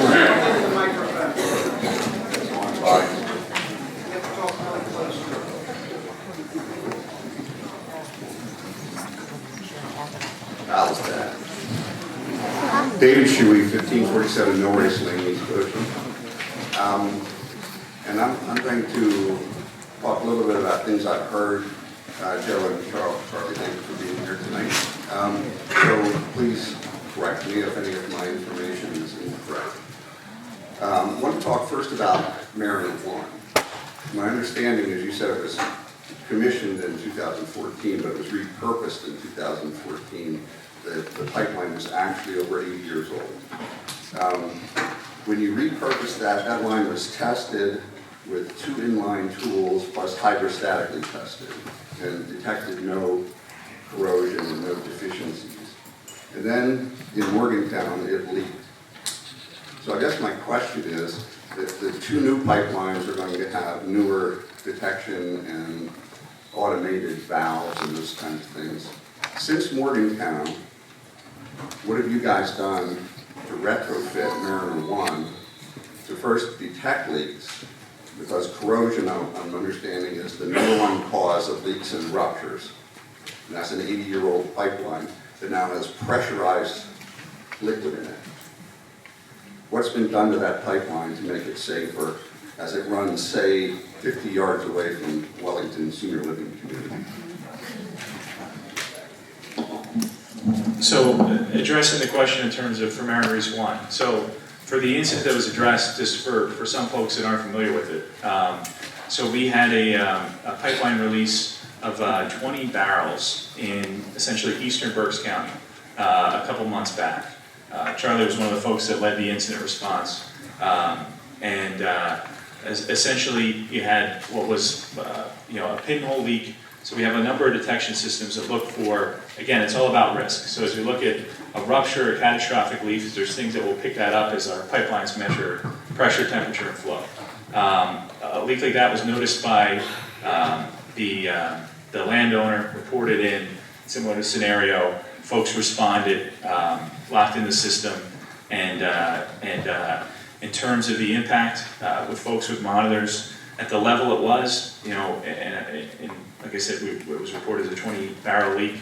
Those detectors, really at the surface, were essentially non-detect in terms of, flammable amount or dangerous amount in terms of any, hazard to public safety. So that's the background, just to make sure folks understand the incident that was referred to. So what's done there, in addition to what's done before the line, is you have a number of repairs, things that are looked at. While the line and the service goes back over about 80 years, there are a number of integrity digs that were looked at and done in advance of the pipe going into service. In addition, when it was repaired, it addressed the incident that we had and worked with a safety plan with PHMSA in terms of restoring the line into service and addressing other questions. I believe, and I don't know, Charlie, if you know better than me, that they're still pursuing with the investigation and identifying any further It was Dave, right? Dave? Dave, sorry, Dave. In regards to Morgantown, as Joe said, I was out there and answered to your question, what are they doing moving forward? It was really a pinhole leak. It took us a while to dig it up and find it. And it was close to a weld. And that's what took us a while to get it, to make sure. And so what we did after that, as Joe mentioned, PHMSA DOT was there on site. They were also part of our incident command under the unified command. And PAPUC was there. And I can assure you, as these things happen, as like the local government, they hold us accountable as they should. And they had a lot of questions. How can that happen if you have protection on the pipe? I'm I'm not a corrosion person, so you have to excuse me on that. I can certainly get some more specific answers for you, but I can tell you that what happened is they look at that pipe, the experts, along with DOT and PUC, and they'll go back and look at, they'll take all types of readings without getting too complicated, and then they cut that section out. And I'll say cut that section, and maybe the incident was here, but they may cut out 30, 40 feet on each side. And they'll cut that out, they wrap it up, the words I use now, it's almost like a crime scene. And to protect it, to make sure that somebody doesn't bump it, and that bump doesn't look like, well, you got hit 20 years ago, you didn't know it. All those things are taken back, they're taken to a third-party independent lab. And that's when our integrity group, which is not here tonight, they look at, they work with that third-party independent, that independent shares the information with DOT and PUC. And at that point, they'll come back with recommendations to what happened. And they could go back to mil specs on pipe or whatever it may be. So from that point, when that data comes back, I don't know if it's back yet, or that long ago per se, because it takes a long time with the independent lab, there's no time frame on it. When that comes back, there'll be recommendations. And at that point, the integrity group, the corrosion group, because you're right, absolutely right, David, the rust is, I call it rust, the corrosion is critical. They'll address that and figure out why did that happen? Why did it find that weak spot to go to that point? So I don't have the steps that they're moving forward on that, but they do come back. And then at that point, one other thing, they'll look at information on all those tools that you mentioned, and they'll see if there's anything similar on that line segment and any other line segment they have. And then they'll go in and do what you, ladies and gentlemen, probably hear integrity digs. We'll go into a facility, or, a neighborhood, a community, a farm, dig it up, even if it's something similar or a similar type of reading that it may have at one time, and they'll do their type of repairs, replacements, or whatever they call it. So that's the process for some type of learning and figuring out what happened and how you get better. I would add, in 1997, Sunoco replaced both pipelines in East Coast, well, part of West Coast, from Green Hill Road to the Sunoco station at Paley Pike. They replaced both lines, open cut. 2001, they came back and went from the Sunoco station at Paley Pike down to a little past Manley Road. So the pipes in East Goshen are 1997, 2001. The old lines were being in place. I don't know, maybe Joe probably wasn't around there yet, but one of the advantages of being old.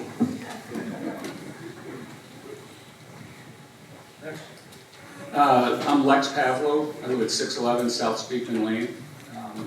First of all, I want to thank the board. I just sort of got my feet wet as I'm right on the pipeline highway of Boot Road and 352. So I've kind of had to start figuring out the impact and try and learn as best I can. So been to a number of township meetings. With all due respect, I don't think it was gracious of the Sunoco people to come. I think they should be here, by the way. And as of a week ago,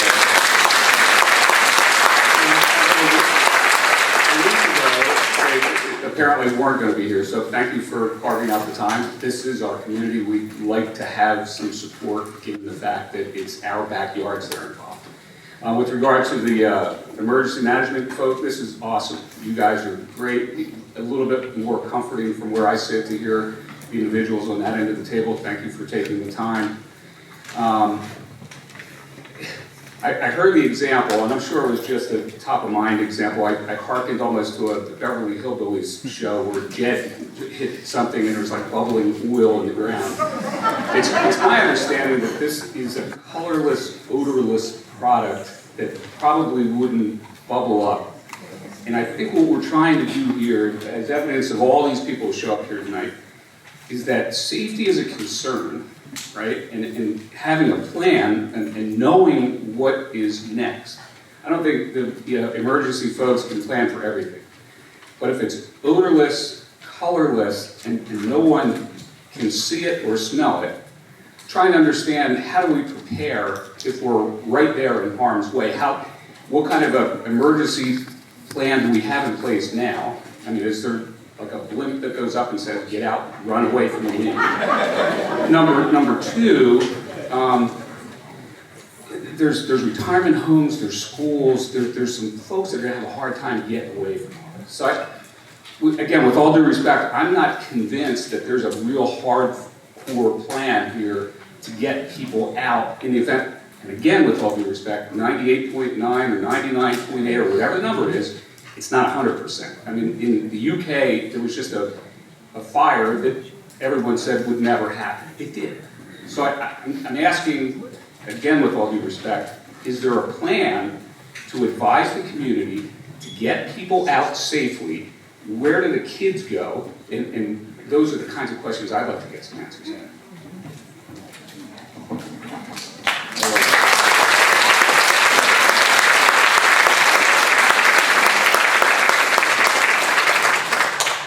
Okay, so I'll try and address from the county perspective and also from the municipal perspective in terms of what I touched on a little bit of communications. We have many platforms at the county, including Ready Chesco, which includes our reverse 911, as well as some more antiquated going door to door, knocking on doors, or doing what we call rat alerting through a megaphone. We have a lot of things in place in terms of platforms, and all of that really takes an all hazards approach, as I mentioned before, whether it's a flood and the flood's about to impact a certain neighborhood, or in this case the pipeline.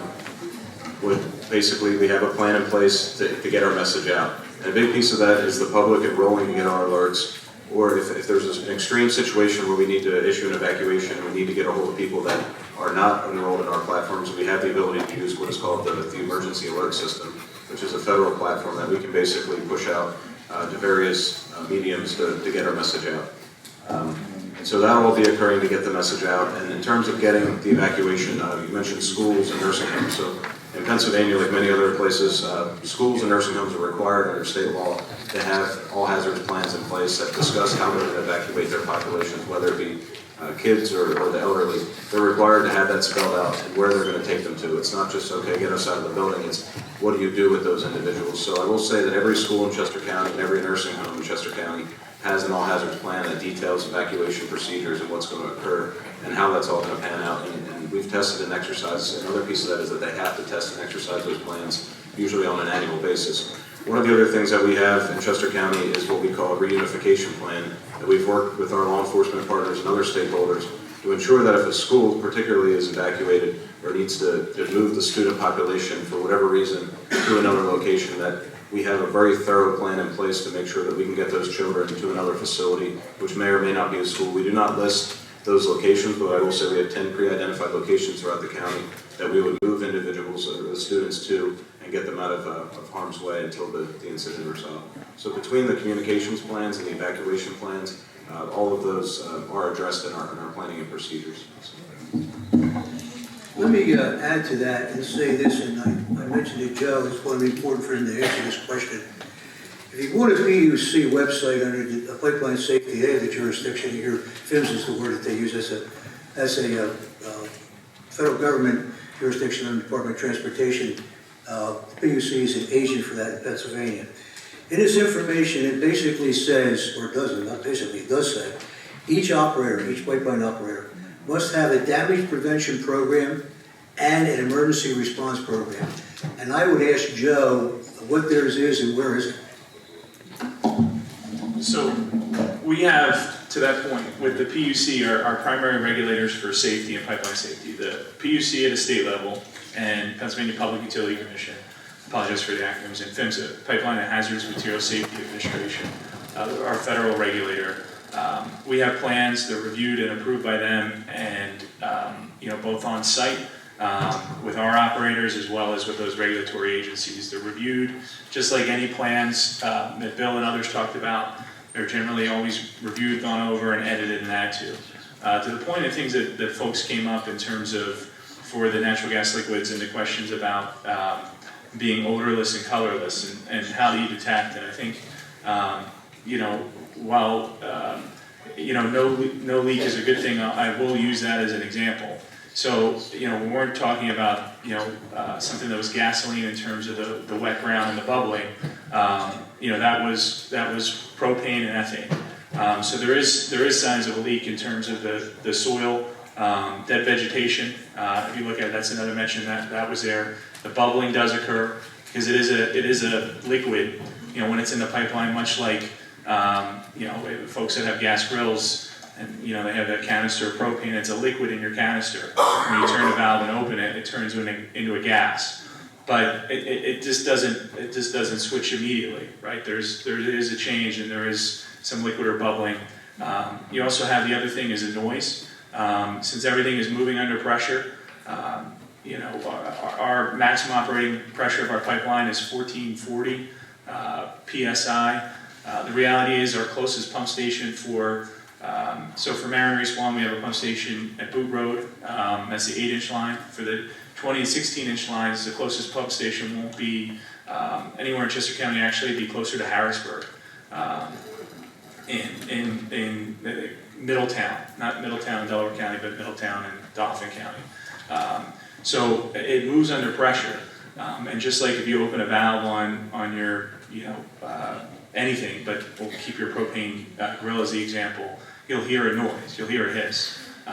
You know, as that liquid, you know, would be kind of leaving the pipeline, you would hear a noise that would also be there in terms of other indications of a leak. So I wanted to address that as well. If I could just add, could I add to the response to the question? From the standpoint of the public safety perspective, and certainly from the standpoint of the fire department that's likely going to be involved in running the incident, one of the most important things to us really is to have as much good information as we can if something's going wrong, and as much advance notice as we can. So Sunoco talked about the fact that they have the ability to 24/7 monitor the pipeline. With that in mind, they monitor the pressure, the temperature, and the flow of the pipeline. And something that would make me sleep more comfortably at night is just to know that they're doing that constant monitoring, and they basically have the processes in place, the commitment in place, that no matter when something happens, if they detect there's a problem, we're getting immediate notification so we can do things on our end to protect the public. It's also going to be important that if the pipeline needs to be shut down, that they are prepared to make that commitment and not take a lot of time doing it. I may, we'll be right with you, man. Next, I want to make sure I mention a couple things. Talking about the no smell, bubbles, and your safety concerns, certainly valid. But one thing we do when we come out on emergency response, and believe it or not, and I think I didn't mention it, but just so you know, I'm responsible for the New York, New Jersey, Pennsylvania, Ohio, Michigan pipeline operations, so I don't sleep all night either, to be honest with you. But when we send our people out, we have air monitors, just like the fire department does, and we'll get down there and we'll see it, so we know, parts per million, there's numbers, there's levels, there's high levels, there's low levels. And in Morgantown, back to David's question, when our guy went and sniffed it, it's pretty clear, even though it was odorless, because it shows up on the parts per million that we know, so you don't have to dance around whose it is. That's number one. Hopefully I answered Alexa's question. Number two, for the chief, and not chief, I'm calling it right, in our control center, and for those of you who remember me back from Boot Road, I used to work in there back in the mid-'80s. A lot's changed over the years, but I can tell you that what he asked about monitoring pressures, flows, and temperatures, they do that. But I will also tell you that the technology that they use today doesn't rely on a human being staring at a computer screen. Thank goodness for that. You people are human. You don't focus on one thing. And some of those consoles that they operate on cover multiple line segments. So this line segment, Pittsburgh line segment, Buffalo, Rochester, whatever it is. But specifically to answer your question, it's computer modeled. So the human could see significant pressure flow changes, but the computer will start taking readings every seconds, every couple seconds. Don't hold me to the seconds, 5, 6, 7 seconds, whatever it is. And it puts it in this computer programming modulation. And it basically goes in, barrels in versus barrels out. And the computer will start to help them see things that they can't see with the human eye. And then eventually it'll give them an alarm level. And at that point, they got to react. They got to start investigating. We might get a call before the police department does, the fire department. And it actually, I won't bore you with the details, but you need to know. It actually will tell you 22 miles out, get a couple guys out there. And we'll get guys go both ways. We'll walk it, we'll drive it, we'll fly it. If the weather's good, we'll helicopter it, whatever it is. We want to find out what's going on. It could be a false alarm. It could be a transmitter going crazy, whatever it is. But just so you know, and then if the answer is we don't know, but that computer module still is showing something that's alarming, we will shut the line down and we will investigate until we figure out what's going on. So I absolutely will tell you that that's what they do, that's their procedures, they don't need me to tell them. But if they're calling me out to send my guys out to look for it, that's the first question I ask. Are you still running? Do you have a visual? Do you have an odor? What do you got? What do you got going? And I'll say, shut it down. We'll get a guy there in 20 minutes, half hour. And then we'll work with the department, the fire, whatever it may be, and we'll make some type of intelligent decision, either to stay down or come back up. But that's the thought process involved. So, sorry. I'm a little too short. Hi, my name is Alice. There you go. My name is Alice Lenthy. I live at 627 Beaumont Circle in East Goshen. I have a two-part question. One is about the monitoring, the air monitoring that you do. I understand that if there's a report of some kind of suspicious leak that you will come out with air monitoring.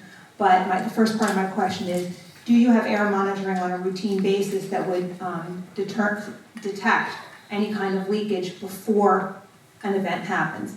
The second part of my question, and I do appreciate everyone being here tonight because it is very informative, when it comes to an emergency response, there's a lot of planning, there's a lot of dependence on equipment and communications and that sort of thing. But if my geography is right, we have a huge substation right along the route. We have a police station and fire station along the route of the pipeline. So if there were a serious event, and I'm a safety professional, so I know it can happen, even if it's never happened before, it will happen at some point, hopefully not here, but your response capabilities would be severely impacted. Your people might be taken out, your equipment, and especially the communications. What is the backup plan? How will people along the pipeline, who are impacted, how will they even know if we don't have any electricity?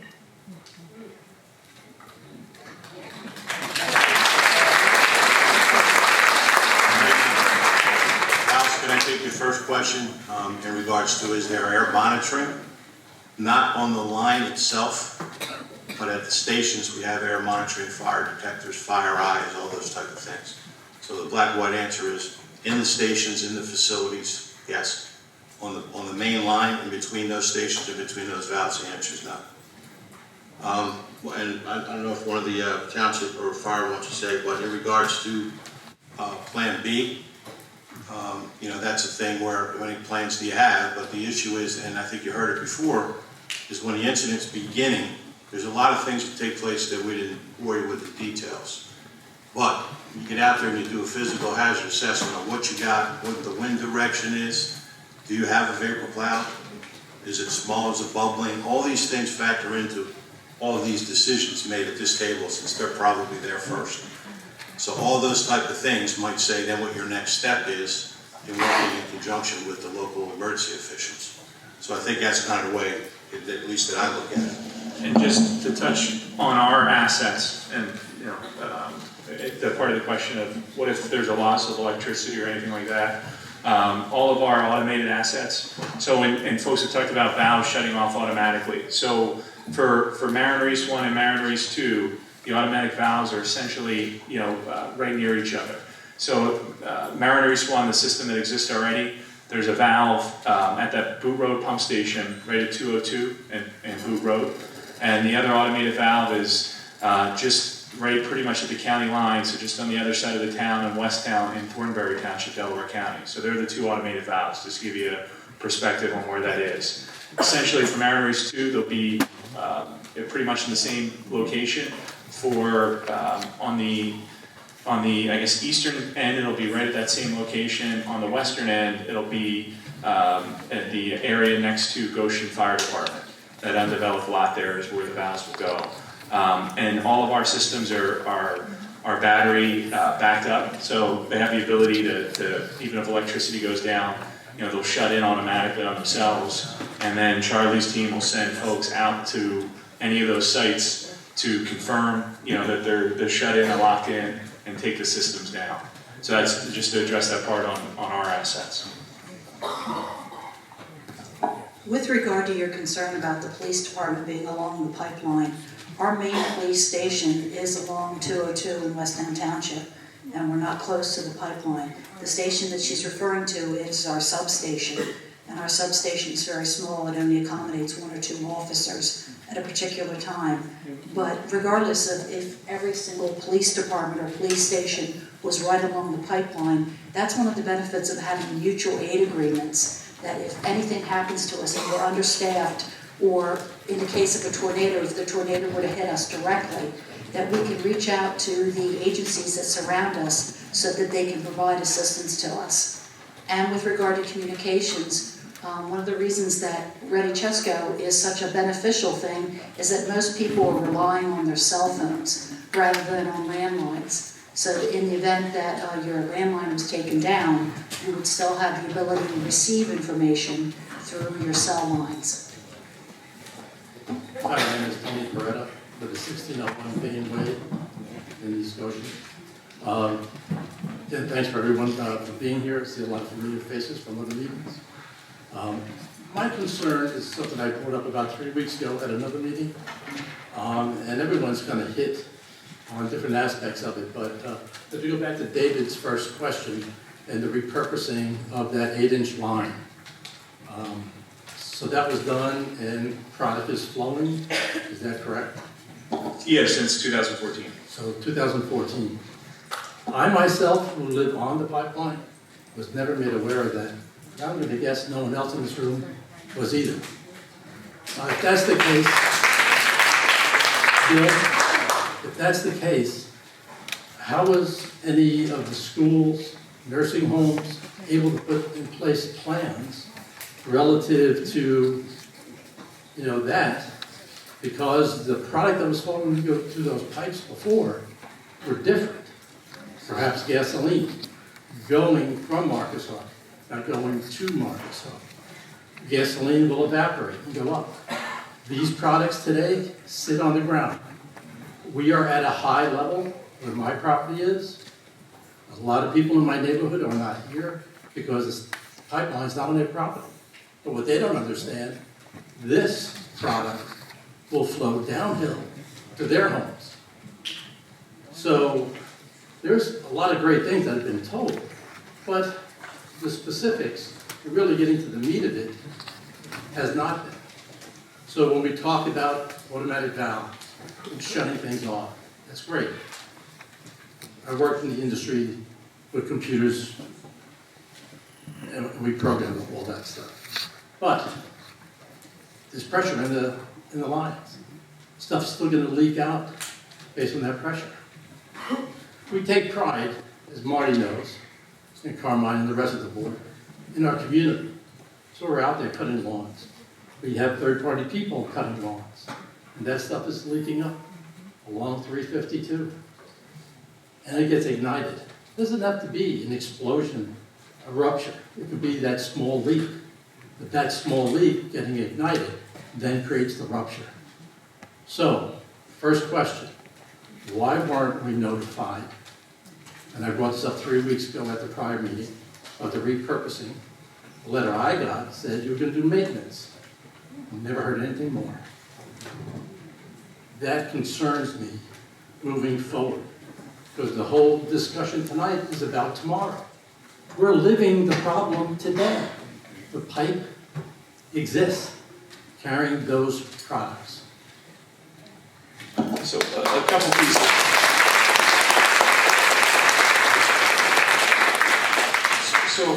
So first on the notification piece, when even before Mariner East 2 was a project, Mariner East 1, some folks remember Don Zalakowitz or Donnie Z, who's worked here and done a lot of the community outreach.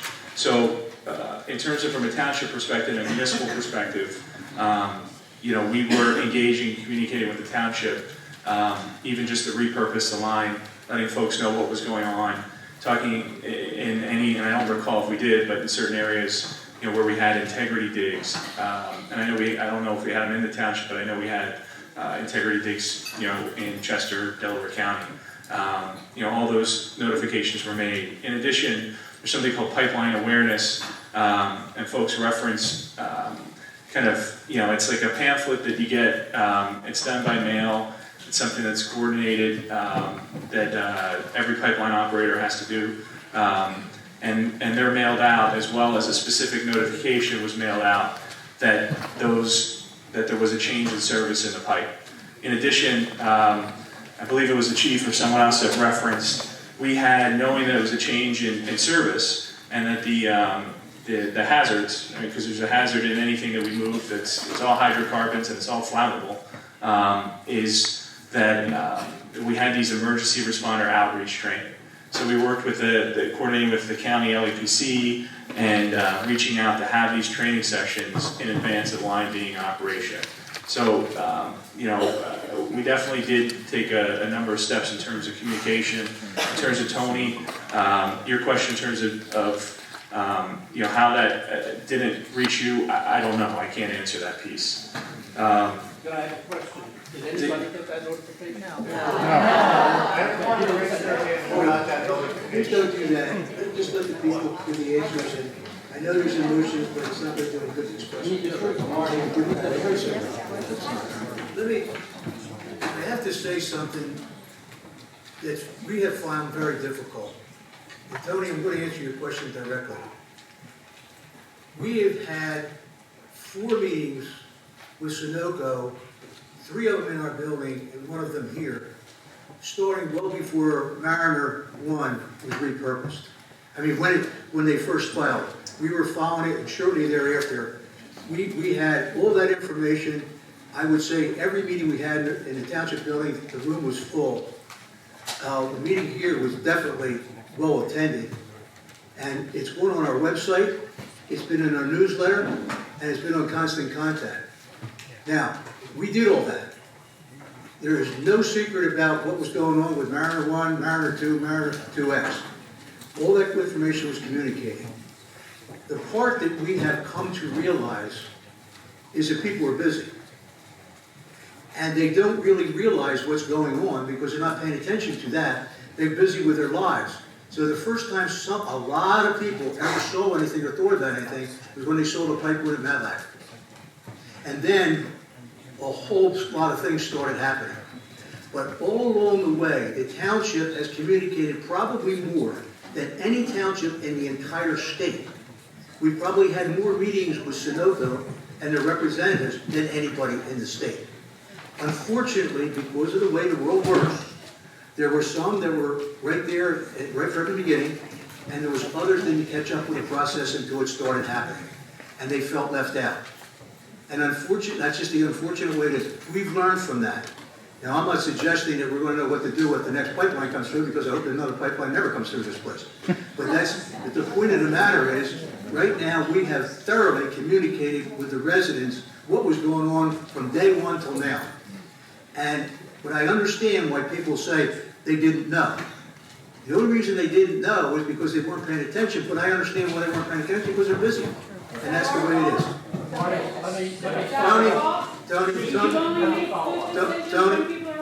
Tony, Mary, I made my comments, let the people ask the questions if you want to talk, and then you can ask the question wherever you want. Tony, I'm not blaming anybody. I'm not blaming anybody. I'm just saying life is the way it is. No, that's not an answer, Blake. I'm sorry. Because I will get another... Yeah, Tony, the gentleman has a question. Go ahead. Well, I'm finishing, Marty. Marty, I'm going to finish my question. Let him finish. Let him finish. Tony, you're going to have to come up to the mic because we can't hear you from down there. My name is Al. Wait a minute. Wait. No way in line. No, come on.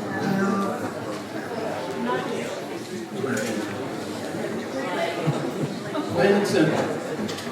When someone wants a variance for extension of their garage, I get notices out of the wazoo. You bet.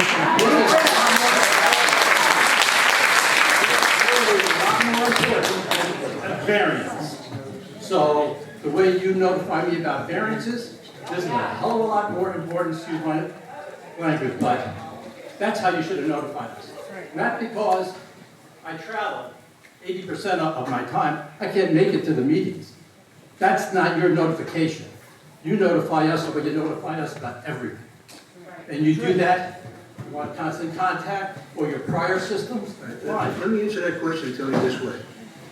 When we had a meeting scheduled, we sent a letter out to every resident within 1,000 feet. Now, some people say that we have sent the letter out. Why you didn't get it, I don't know. Every meeting, and then more recently, we did 2,000 feet, and for this meeting, we sent a postcard out to everybody in the entire township. Now, I'm not sure, Tony, what we could do more than we did. I'll tell you what more we could do, Martin. In the incidents when we talked about meetings earlier on, you sent them out almost the day before the meeting. Well, someone who travels as much as I do for my job before I retired, okay?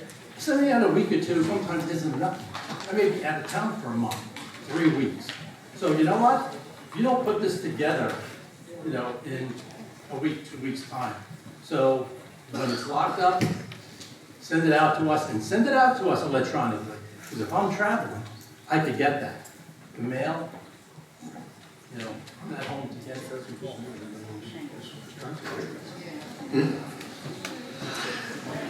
For those that don't know, and it becomes really important in this exercise because it speaks a little bit to Tony's point.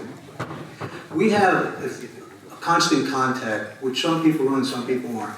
You go on our website, you can sign up for constant contact. You can get anything that comes out of the township, or you can put it down to just a pipeline or agendas or whatever you want.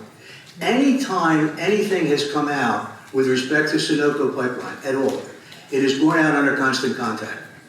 There isn't a soul here that can say that they're on constant contact, they didn't get all the notifications, whether you're home or not. I encourage everybody, because unfortunately, Sunoco is going to be visiting us for the next, I guess, 18 to 24 months. And there's going to be a lot of information going in and out when we learn different things. I would encourage everybody to sign up for constant contact. We have said the same thing at every meeting, and there's only, I forget, there's only like a couple thousand people who are on constant contact, and there's more than one in each household. So we have 8,400 homes in East Goshen, or 8,500. So we have a long way to go to get everybody, but I encourage people to do that. But it solves the problem that you're talking about, Tony, because if in fact it's there, you can't miss it. But if we send a letter, even when you get home, at least you saw the letter and you know something happened. So the point, and when I write the newsletter, I can't speak for anybody else, there's always something about Sunoco in there.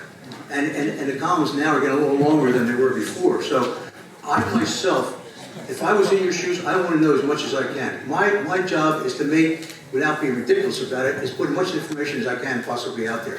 Ricky updates that thing usually once a week or if something happens with respect to our website. So I encourage people that are very interested in this, which is certainly are, to use the website or to use constant contact, because everything that happens is in one of those two places. The newsletter's a little late, and it's a little historic than it is more current, but at least it tells you what has gone on and what probably will be going on as long as Sunoco has told us what's happening.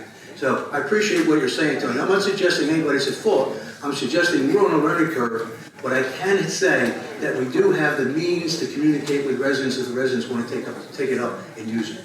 I just want everyone else here that is straight, honest, straightforward answers.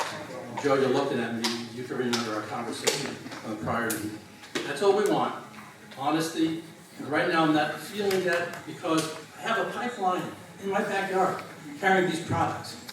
And I've never been told. I've never gotten anything in the mail, and I'm not waiting for a card once a year to tell me about that.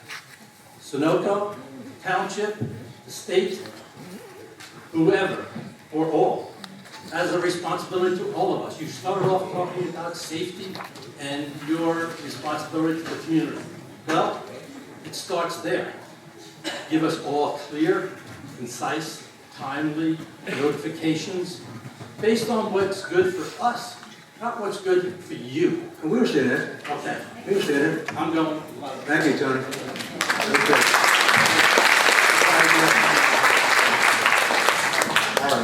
Okay.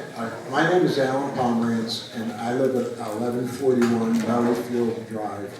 And I have a differing question. First, I want to say that I think our response team and the people here are superb. And I back them 100%. Now having said that, I'm going to say thank you, but I might have to wait. oh, okay. Now having said that, my concern is I have heard things at meetings that basically make them useless, okay? That has nothing to do with their skills, their preparation, or anything, okay? For example, if there is a leak, that bubbling thing where the farmer found it, well, maybe that leak happens on the golf course here and nobody sees it. Because this stuff is heavier than air, it will flow downhill, it will go into people's basements. If somebody on the golf course just happens to turn on their cell phone or even a light, they can ignite that and burn down the whole damn village, okay? And the problem is it doesn't do any good to have evacuation plans and safety plans because we're burning up. That's number one. Okay? And the second thing is that I have heard, now you guys can tell me if I'm wrong to these things. The second thing I've heard is that anybody within 200 feet of this leak will be asphyxiated because this stuff replaces the oxygen in your blood. And you've got it within 100 feet of a Catholic school and 25 feet of apartments, okay? I don't know what good, if that's true, I don't know what good a plan is, okay? Because it happens way more. And third, I've also heard that the bad blast radius on this is 1,500 to 2,000 feet. And I was told that by Pennsylvania law, the first responders cannot go into that blast area. They have to wait for that. And if that's true, those people from the nursing home at Wellington are not walking a half mile. So I could be wrong on all those points, so please tell me. You raise a very good point, and I want to help, and I want to translate this around for the Sunoco people, and I want to be really clear, because it's probably the most important thing that they're going to answer tonight, and it goes right to your question. They have different kind of impacts or incidents. They can have a pinhole leak, they can have a relatively small leak, they can have a medium-sized leak, they can have a large leak, or they can have a rupture. Every one of those things have its own consequence, some much less than others. And every one of those things has a probability, some much more probable than others. It's imperative in my mind that before we leave tonight, in those scenarios, the Sunoco tells us what the consequences of each of those are and what the probability of occurrence is, because that drives right to the issue that you're talking about. Can you say that any of those three things that I said are not true? Forget the probabilities, because those people in the Catholic school are not going to want their kids there, regardless of cards they've got. I want to know if the three things I said are not true. They should be answering both these questions, and that's the whole story. Right, but that's what, I don't want a probability. I want to know if those things are even true. Yes or no? I've heard them in other meetings. You guys want to say whether or not true? Let me address as far as the properties of the materials. Yes, they are heavier than air. The vapors are heavier than air. They will tend to flow downhill much like a liquid. Okay? As far as the health effects, no, they do not affect your blood. They are what is known as a simple asphyxiant. They are something that they would drop the oxygen level in an enclosed area. So it's not like carbon monoxide, which we have a problem which gets in and interferes with your blood. This would tend, if confined into an enclosed area, could drop the oxygen levels and could be a health hazard from that respect. I'm not sure where this information about the first responders not being allowed into an area that is coming from. That's the first that I've quite honestly heard about it. And one of our primary goals in any incident is life safety. That's the first thing we're going to be concerned about. So I'm not sure where that's coming from. Bob, do you want to address anything on that? I don't think there is such a... Yeah, I'm not sure where that information is coming from either. And as we've said throughout this, life safety is going to be important. Life safety for the responders, life safety for the residents we're protecting. And without a doubt, we're going to do all the things we need to do to fully understand the type of situation we're dealing with. One of the things that Sunoco talked about, and on behalf of the fire company, we're going to have some follow-up discussion with Sunoco about a number of things as well. He talked about detection systems you will have at the pumping station at Green Hill and Booth, correct? Across the street from the firehouse? Yes. And you also talked about you'll probably have some type of monitoring equipment at the valves you're going to put next to the firehouse? Yeah, yes. I mean, one of the things we may ask for from the standpoint of the firehouse is that if that monitoring equipment is not sufficient to let us know at the firehouse, we may be asking for you to put whatever monitoring equipment necessary in the firehouse, so we're not taking much supplies in terms of a leak. Yeah. And a couple pieces to address your question, and in terms of the information. A lot of it really isn't accurate. So the first piece, for the first piece, so on a rupture, right? So for the worst case scenario, or something like that, Charlie talked a little bit about our systems. So the kind of smart system we have, leak detect. So in a rupture scenario where the pipe just breaks and product will flow out, you automatically, the system automatically locks itself in. So it doesn't even wait for somebody to read a monitor, it doesn't beep and have somebody react. The valves lock themselves in. The valves take, depending on the size, I think it's approximately 30 to 90 seconds to lock in on the valves. So that's the first part. So in terms of the asphyxiation, and in general where some of this comes from, there was a flawed study that was done by the Middletown Coalition where they used a lot of incorrect data, right? So bad data in, leads to bad data out. In terms of the asphyxiation, I'm not aware of anything that would lead to that. Excuse me, you just said that in a closed space. Well, the basement's in a closed space. I was just going to add in terms of a confined space. So however, in terms of our pipeline being in an open atmosphere, you really don't have that. So in terms of the probabilities as well, I'll go back to, and I know that wasn't part of your question, but Marty had asked it, so I need to answer that as well. In terms of an impact, two things. First, again, using an example in terms of what happens with a leak. The example that Charlie had talked about where you come out with monitors and detect, there's a lower and upper flammability level for anything in terms of when you would have an ignition or something could light off. So in that scenario, it was always below the lower flammability level. So there was never even a threat for what they call ignition, but essentially a fire. So again, an important thing in terms of understanding. Addressing those other issues. Which one did we talked about asphyxiation? They addressed the blast radius one, and they semi-addressed in the sense that it's not that dangerous, but it is still dangerous with the asphyxiation. And apparently there's no rule that says that they can't go into the blast zone. Yeah. And there's something they address, so because some people have said another thing just while we're talking about it, that you need to evacuate a 5 or this 10-mile radius. And I'll let kind of the experts in emergency response talk more about it, but you have something called an emergency response guideline. Again, it covers pretty much anything that runs the gamut in terms of hazards. The recommendation for something like propane, ethane, butane is a half mile in terms of an evacuation radius. So that's kind of the textbook answer for that as well.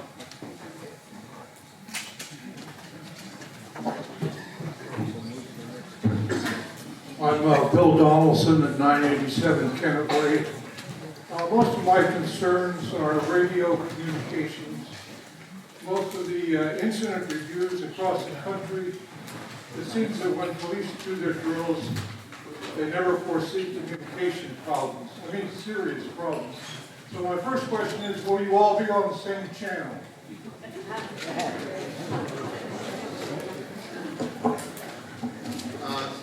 Yes and no. Each agency, there are separate channels for police, separate channels for fire. There are large-scale channels. There are closer-in, more detailed tactical channels also. And then there also are command channels available. So the senior leadership would have the ability to intercommunicate And that's also part of unified command. The best way to have command is to have all of us sitting together in the same spot when we're communicating face to face, not relying on radios. But the radio system is pretty robust. It has a lot of capabilities. The county just spent 43 million, thank you, on upgrading it in that. So, you know, communications is always going to be an issue. Every after action report you read is going to identify, we could have communicated better, we could have done things better. It's one of those things where we always strive to improve it. But we're actually in pretty good shape. So you agree to have a special channel to go to on serious incidents? Because we're talking about backup situations. We already have pre-designated in the system, there are what we refer to as mutual aid channels, which allow police to fire and EMS and have intercommunication. They're already pre-designated in the system. And I'll piggyback on that. The new system, it is one system countywide that all municipal emergency response agencies are on, with the exception of the state police, but we do have patches to be able to connect them with the state police. But every municipality in Chester County on the new system also has what we call a local talk group. So there is a channel that everybody can switch to in a municipality, police, fire, EMS, public works, emergency managers, and talk on one channel. There's a local Sunoco pump station, for instance, have a handheld police radio, the pump station. Not at the station, but we have them in our emergency response, and what we would do is either use theirs or get our guy to come channel up and hook up to their level. So we have to, the site command has to hunt you down to communicate with you in a matter of minutes. Their representative is going to report in to the command post, okay, and he's going to be integrated into the unified command system. Then he would have communication with his personnel also, but he's going to be in as part of that integrated command system. And what we do also, Bill, is one of the calls I'll make is have our communication person bring a bunch of portables and repeaters. Not that the county don't have them, and what we'll do is we'll set them up in approved places so that we can get immediate updates from our field personnel. How you doing? Where you at? What's happening? What's going on? So you have 3 lines of travel to get to a radio in a matter of minutes. Well, once they get for an assessment, or to give an assessment. See, what happens with police drills is that often they don't practice radio discipline. And then you have the real thing. And I'm a retired police commander with an urban experience. So when you do these practice drills, you got to practice the communications and what if. And the big problem is often agencies are not able, what, in 9/11, the firemen couldn't talk to policemen and vice versa. So that's what, I'd just like some reassurance from the public safety officials that you think your radio communications are up to snuff, that you're going to be able to handle a real, honest-to-goodness emergency. That's all I really wanted to see here. Yeah, without question, we'll be able to do that. And when we got the new radio system, we got the new portable radios and the mobile radios for the trucks. We had the opportunity to set up the frequencies, the bands, and everything we need to do. And basically, we took into account all the types of incidents we would have, who we need to talk to, particular incidents and so forth, and the righteous radios we have, plus the hazmat team in particular has intrinsically safe radios if they're going to be working in hazardous environments and so forth, and they've had them since the start. Okay, thank you, Dr. Ball. I appreciate that reassurance. With regard to police involvement in these incidents, we've come light years since 9/11. 9/11 taught us about interoperability, which is partly what he's talking about, agencies being able to talk to each other. As a result of 9/11, a lot of funds have been made available to upgrade radio systems and to also ensure interoperability. And because the county has been so diligent in doing all hazard planning and training, I think that we've got a good hold on making sure that there is radio discipline.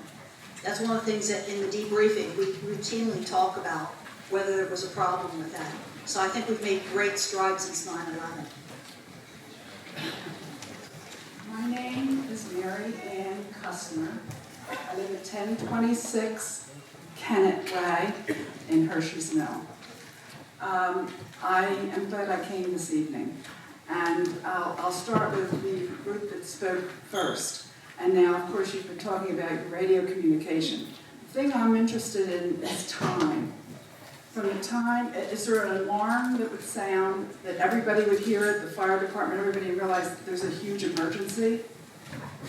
Just a sound, that then people have to really find out where is this, and what is your timing on this? So are you talking about a system that would just notify the responders that there is a call that they need to respond to? Or An emergency, if you have a huge emergency. Sure. So, how do you handle that, and are you notified, and how much time does it take? so once a call comes into our dispatch center, usually it's being dispatched within 90 seconds. That basically what Don just handed me here is a pager that every first responder is issued, whether it be fire, EMS, police, they're always on duty. They carry a radio system. So depending on if it's a fire or a police incident will depend how it's sent out. We also have mobile data terminals in all vehicles. So there's a lot of redundancy, whether it's going to come through in their computer in their vehicle, it's going to come through these pagers, it's going to come over the radio, and through their phones as well. With this new technology, there's multiple pathways that the call is going to be received. And also processes and procedures in place to ensure that it's acknowledged. So it's not just sent out and they expect, an automatic response. There's time built in that if they don't hear from the officer or the respondent, they're going to do a system or a status check and make sure that they got it. And if there's no response, then they will go to a mutual aid responder to ensure that somebody's coming there. And that all happens very quickly in sequence. So. Okay. How many people are you notifying for this major problem? No matter who they are, about how many would be notified immediately? I mean, if in a case where it was Goshen Fire Company, the police, the hazmat. Everybody. Yeah. I mean, it could be upward over 100, 150 people for the initial dispatch. Okay, and it would take 90 seconds to reach them and tell them where it is, and they all go? From the time that the buttons hit, the transmission, however long the message is, it's instant. Once it's hit, it goes to every path, and it goes out over the air as a broadcast. Okay, so you would all assemble there. You're not sitting and saying, well, I'm a commander and that we need to do this or that. That's what it seemed to me like this was a very slow process you were going through. And what I wanted to know, have you ever had you see these mock things that happen in other places, a major emergency. Do you ever see how long it takes for everybody to assemble and to do something? Let me take that. We do drills and exercises all the time, and we actually evaluate them at times. We have other people come in and evaluate them from the outside to really look at the metrics of doing that. One of the things the county looks at, Department of Emergency Services, on a monthly basis is the time it takes to receive calls, to do dispatches and so forth. They have all the statistics. We take a look at those statistics. If I understand your question correctly, part of it is the key thing is when do the resources get where they need to be to do what they need to do. And start working, not just gather there and say, now, let's see what we're going to do and who's going to do what. Right, I mean, as an example. That's what I want to know. If there were an incident involving the pipeline near Wellington, if I were the person responding incident commander from where I live, I would be there in less than a minute. And basically, the chief officers are going to be coming directly. The chief officers so that it all assemble there. The chief officers are not going to go to the firehouse to get apparatus or whatever. They're going to respond directly to wherever the incident is. Yes, go to the place. Right. Okay. And you've done these mock drills to see how long it takes you to get there, how you get people out. Have you done all this, and how long does it take? Yep. I don't have the specific numbers in front of me, but we do those drills on a regular basis. Okay. And the other thing is just to come up with a different type of scenario. When the plane went down about 2 years ago now, near Harrison Hill apartments, townhouses, whatever, off 202, right. It was just minutes before we had a large group of resources there, and we were communicating, letting people know what was going on and so forth. Oh, okay, because it seemed to me it was taking too long. Because in my job, I worked operating room and delivery room. Right. And when there was an emergency, I didn't even talk to anybody. I just went and I acted. So there was none of this, and everybody did the same thing, and you took care of things. Well, first of all, that everybody showing up and just figuring out what they need to do, we refer to that as freelancing. That need not happen ever, particularly in a situation like that. The incident commander, the people involved, the command staff are going to get there. They're going to quickly size up what they have. We're going to exercise the policies and procedures we have, the protocols as to how we deal with things. And we're going to have an organized plan as to how we're going to deal with this particular incident. And that takes how much time? Just a matter of minutes. Okay. Mary, can I add something, take your questions? Sure. We also do drills and exercises, and it's not just facilities, we do it remote locations on the pipeline to see how long it takes people to get there. Because we're stretched out all over a bunch of states, as I mentioned, so we do the same, we do drills and exercises. But the point I wanted to mention, and I think the chief was saying it also, is when you have an emergency, like I was kind of mentioning, you don't go somewhere and set up incident command and talk about what's going on down the road. The first thing everybody does, I don't lump us all together, but we get people to the site and find out what's going on, life and health, communities, rivers, whatever it may be. Meanwhile, somebody else may be in the township building setting up the closest incident command office they can find. But it's not this first and then that, it's to the site first. And then, for example, I might go to the site and meet these gentlemen and ladies, but Joe might be setting up incident command with Marty in the hotel conference room down the street, you know what I mean? So they're both going on at the same time, there's no delay. Okay, and I think your name, was it Joe? You're in the command center. I was interested in that because I thought that it was going to happen rather quickly, and finally somebody did say that it would take just a matter of seconds and you would be able to shut that entire pipeline down. So, correct?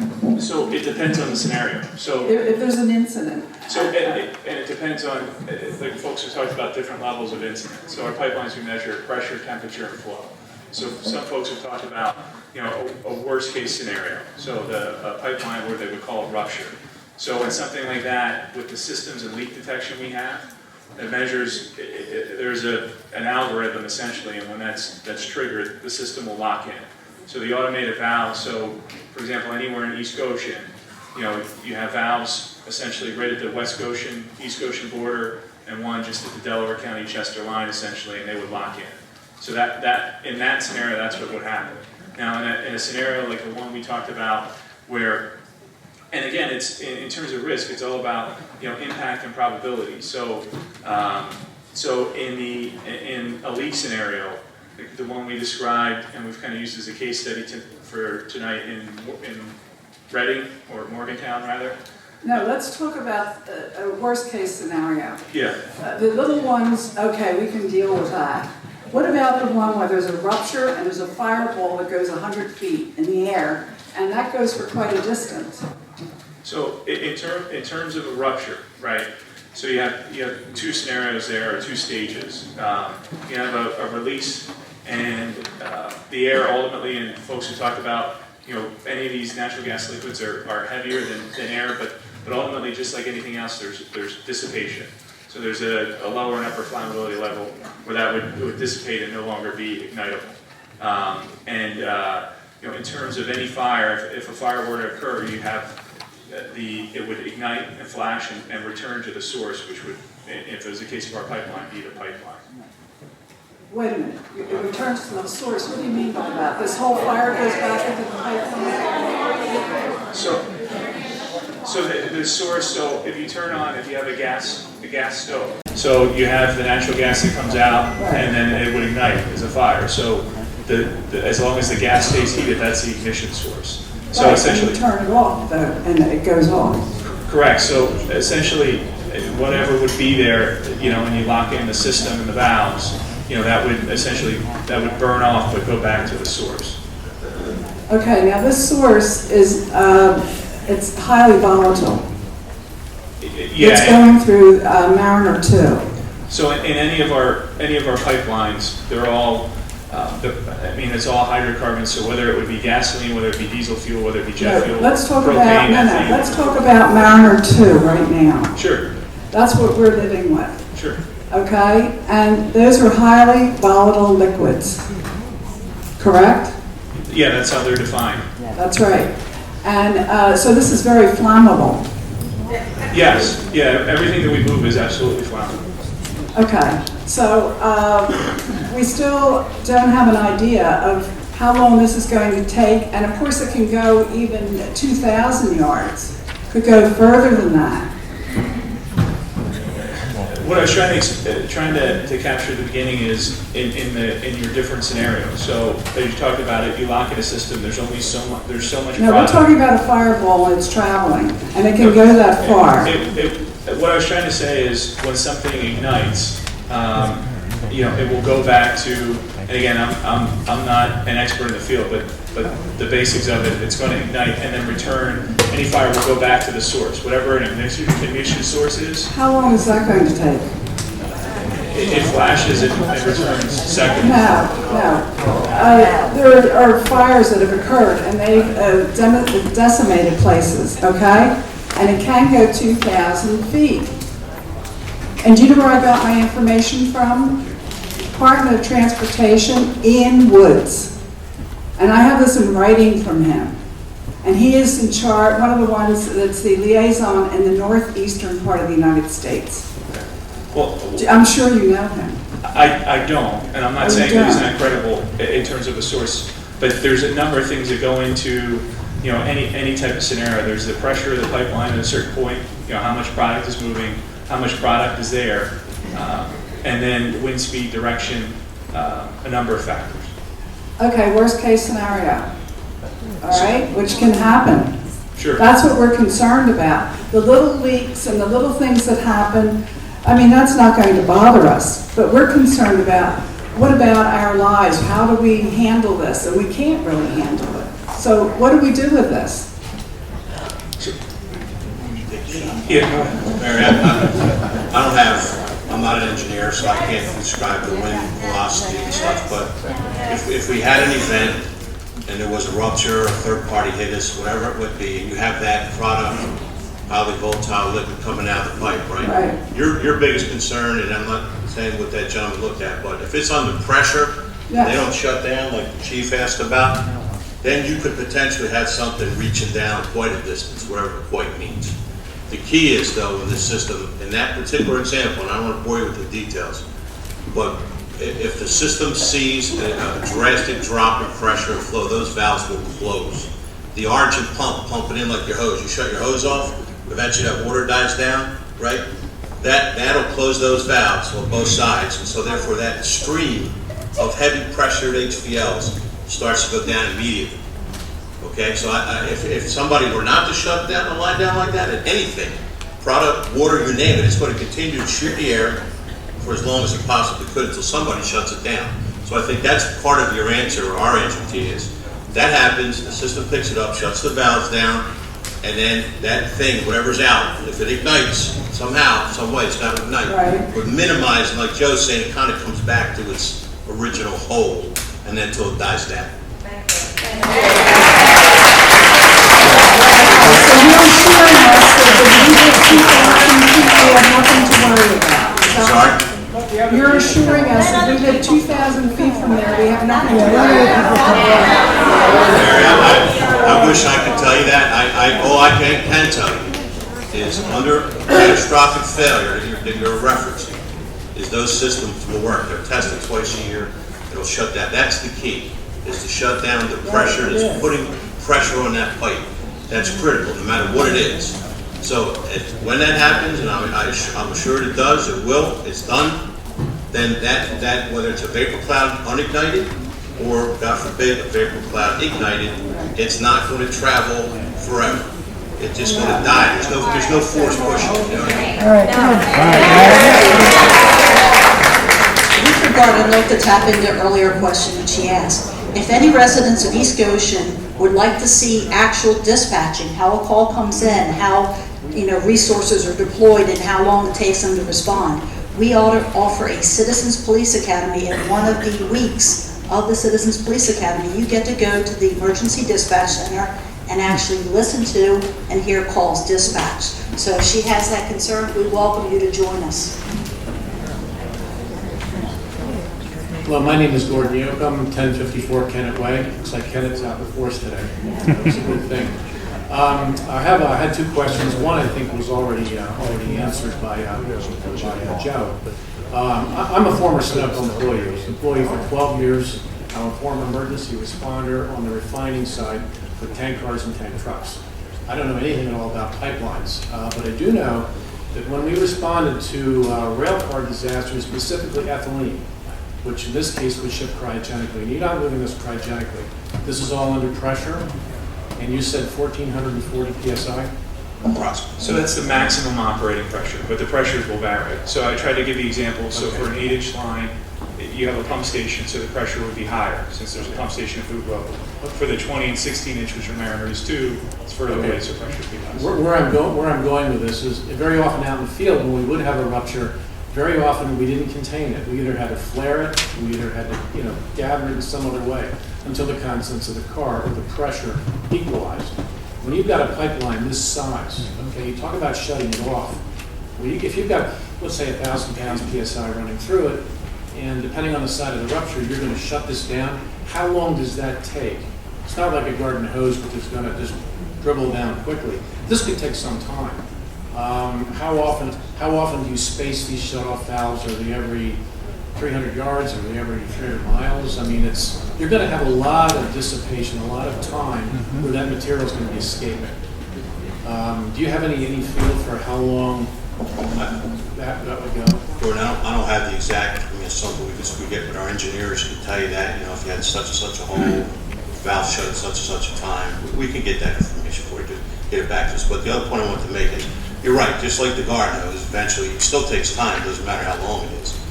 But what we do on the NGL lines, the ones that all of you are concerned about, that's different than a gasoline line and refinery product line, whatever you want to call it. And I can tell you that if you have an issue like that, one of the first things you learn when you run this stuff is that hole has got to be cleaned out, purged ASAP. You can't mess around with it like back in the day and put a clamp on it in the refinery. You guys did that a few times. You can't do that on an HVL line. You can't do it. So the minute we talk to these gentlemen and ladies and we got a problem and those valves do close, we have a lot of connections on the valves where we'll basically blow that thing clear.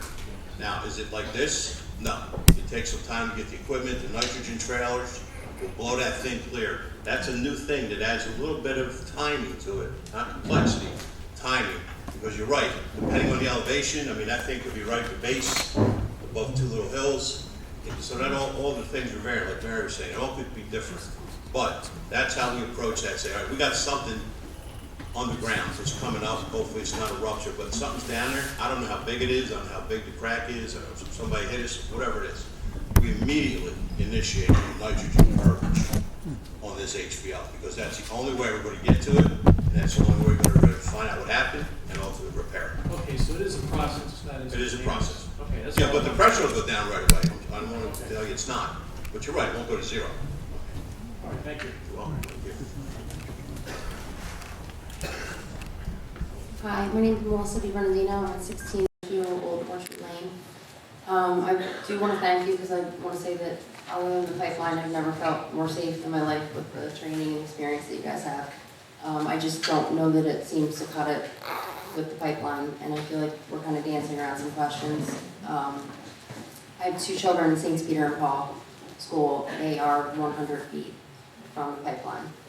So what I'm wondering is if there is a leak detected and Charlie, you're out there with your Ghostbusters thing trying to get readings and stuff, like, at what point are people evacuated? And I totally respect that I don't want to know where they go or how, I guess where they go, but I need to know. I feel like you guys aren't answering the question that cars can be started, can't be started in this. Can, like, ambulances and stuff go in however you guys would retrieve my children from there and take them to safety, or do they need to evacuate on foot? Sure, so there are a lot of different scenarios, but I guess to try to simplify, again, based looking at all the hazards that are out there, there's either going to be something that's outside and we don't want the children to go out into, which in place the school would have a plan, whether they call it a lockdown or a shelter-in-place plan, or there's going to be maybe there's something inside or something in the immediate vicinity that we need to get everybody out of that area, at which time basically the responders would determine a shelter-in-place order or an evacuation. Based on what that order is, the evacuation of a shelter-in-place will commence immediately, based on the school's existing procedures. And then, if it were an evacuation, we would activate our reunification plan, and I understand that you would want to know where those children are going, but because of their... No, I said I don't need to know that. I want to know how you're getting them out, though. Yeah, so Do they need to move on foot? Are you actually loading them into buses? Can that be around? So initially, they would be moved out of the immediate harm's area if they could evacuate, and then using either pre-existing contracts with companies such as Craft or school district buses, they would be transported to the alternate location where we would commence what is called reunification with the families. And communication would basically start immediately to let the parents know where their children were being taken and where to come to. And at that facility, there's a whole process in place of what we call reunification. It actually has been extensively tested and exercised here in Chester County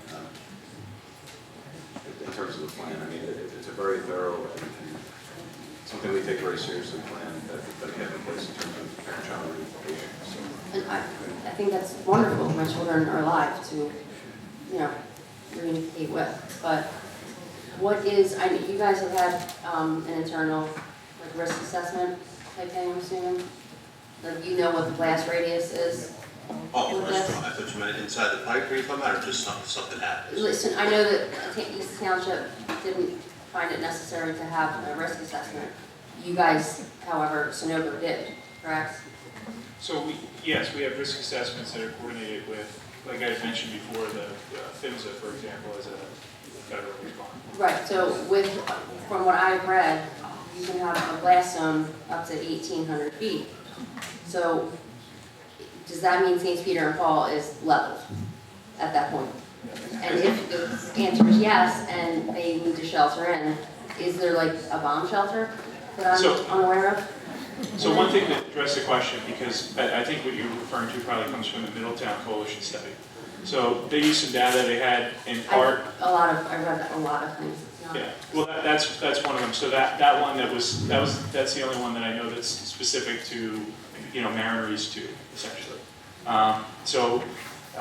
You know, a lot of things in terms of their factors. So they had a part of it, you know, where they had certainly a reputable firm look at it.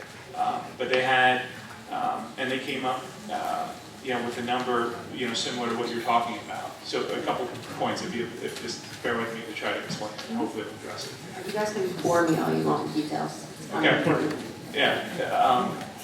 So two parts of it. First, use a lot of flaw data, including, you know, the pressure of the pipe, the volumes that would be in the pipe, because of essentially misassuming that there would be a pump station. I talked about that closer than there is.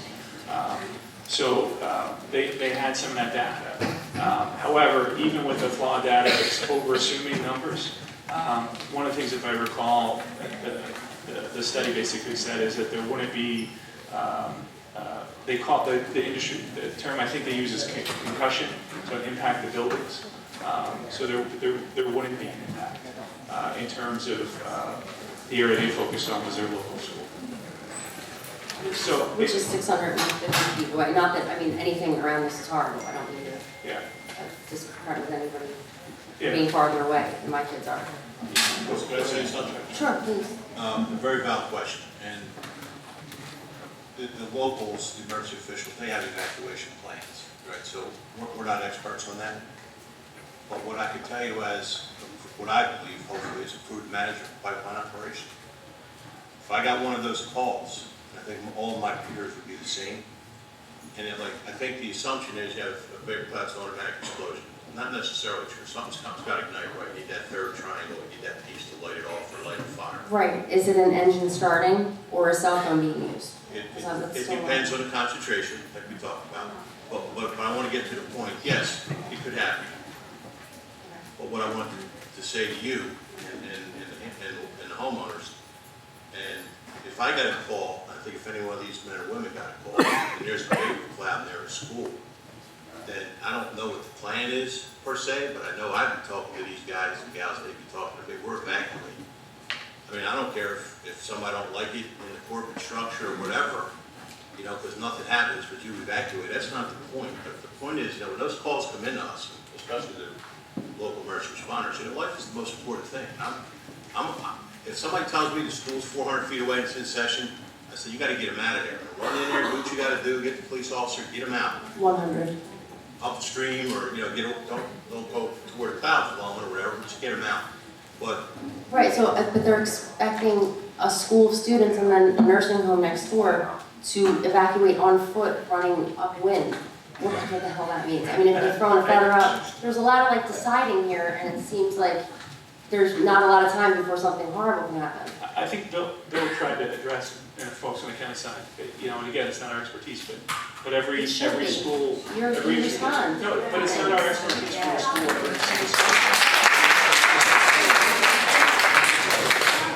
Yeah, let me add to that if I could. I'm going to approach this from the county perspective rather than Goshen's perspective. We have been really aggressive in recent years through the Chester County Local Emergency Planning Committee and DES, working on school planning for all types of risks and hazards. With that in mind, we've worked diligently for many years with the Chester County Intermediate Unit. We've made sure that we cast a broad net and all schools are involved in the things that we're doing. And 2 weeks from now, on July 10th, we actually have a 3-hour meeting scheduled with Westchester Area School District and representatives of all the emergency response organizations that would come within that catchment area. So we're going The to, archdiocese. yeah, they'll be involved. So we're going to be talking about, for schools in this area, specifically affected by the pipeline, what's the plan? So we're getting together, it's scheduled already, it's going to be a 3-hour session. Several of us at the table up here are going to be part of that. And we're being aggressive in moving forward to deal with that. I might appreciate that, but do you think that it's... I just want to be, make sure we're clear, and I'm not at this point in time. I'm reading the letter that the doctor's referring to there from the Westchester Area School District, Dr. Scanlon, referencing this emergency responders meeting that is coming up. It's an all-morning session, update on the pipeline, communication protocol, school evacuation plans for hazardous materials, community evacuation plans, hospital capacity, etc. I don't know specifically that the parochial schools, the archdiocese schools are included in this, but I certainly would like to make sure that they are. So I don't know who makes that call. Rick, whether you could find that out from Dr. Scanlon or not. How don't you guys know that when my kid's school was 100 feet away? Why don't you check on these things? I'm trying to share with you what we have, and I see this in Dr. Scanlon. It's dated June 15th. It's announcing this to the emergency responders. You make a very good point. I would think that all the schools should be included, irrespective of public, private, parochial.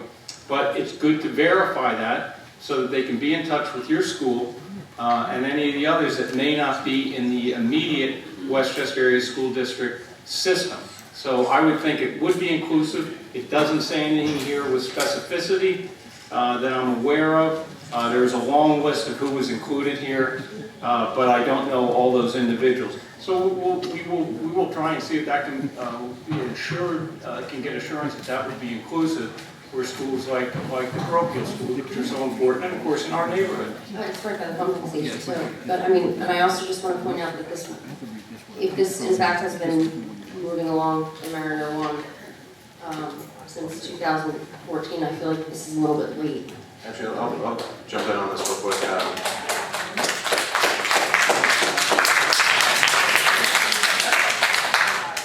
So we actually have a full-time safe schools coordinator in emergency management, and her main job is to ensure school safety overall, not just pipelines. But we've actually been in contact with representatives from your school that want a training around the pipeline, and we are facilitating a session directly with the school that you're referencing. So there are things in the works. They have taken a proactive approach. It's not maybe part of the meeting that was just mentioned, but her job is to reach out to all schools, public, private, charter, whatever, to make sure that they have plans and procedures in place for any hazard. So, What's her name? Chrissy Palatonio.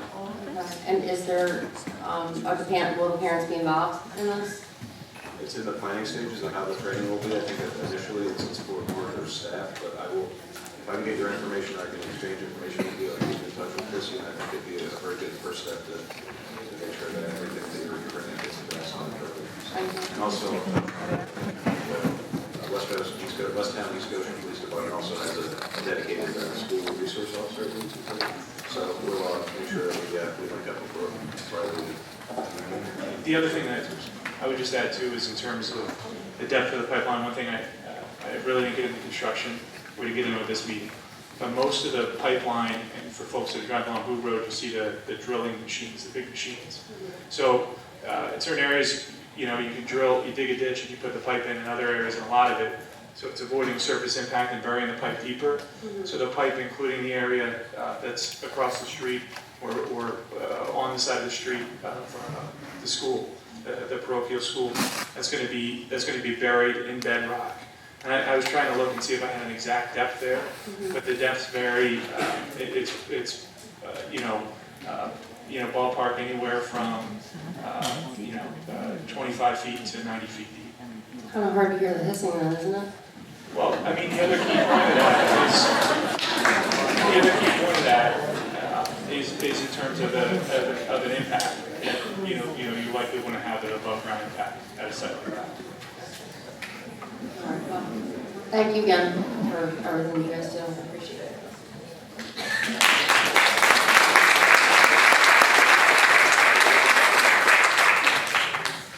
Jerry O'Brien from 1377 Springton Lane in Hershey Mill. My question is about the response people that Sunoco was talking about, where they are located. Are they in Reading, as you were discussing, or Harrisburg, or where, and how quickly can they get to the area? I appreciate it, Jerry. Our main control center is in Reading, Pennsylvania. Those are the guys that work behind the screens. They don't respond. They react, they don't respond. Our main maintenance office is in right behind Philadelphia International Airport. We have pipeline vehicles on the road all the time. They start there in the morning and end there at the end of the day. We have a boot station. We have our pipeliners in and out of all day. Just to keep an eye on the place. That's where they kind of house. That's where they have their lunch. And so we have probably 8 to 10 vehicles all around the place from Philadelphia out to halfway to Montello. So we always have people close by, but I can't say they're right there or right here all the time. But as soon as they get a call, they go. Thank you. You're welcome. Christina Zetner, 1530 Allison Drive. I'm going to start, Mr. McGinn. Marty Shane said that your title was a customer service representative, but what really is your title, please?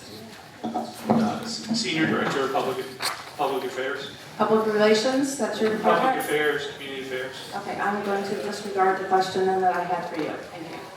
I will move on to my other question. It was actually in pertaining to the schools, but this other woman seemed to cover a lot of them. I will tell you, Mr. Turner, I have actually been trying to get from Westchester Area School District a copy of the Emergency Preparedness and Evacuation Plan for a number of weeks. They cannot produce it.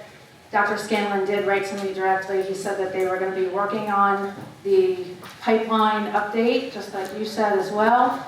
But just as she stated, since Mariner East 1 has been flowing these NGLs for quite a while, I am quite surprised that this was not already in place.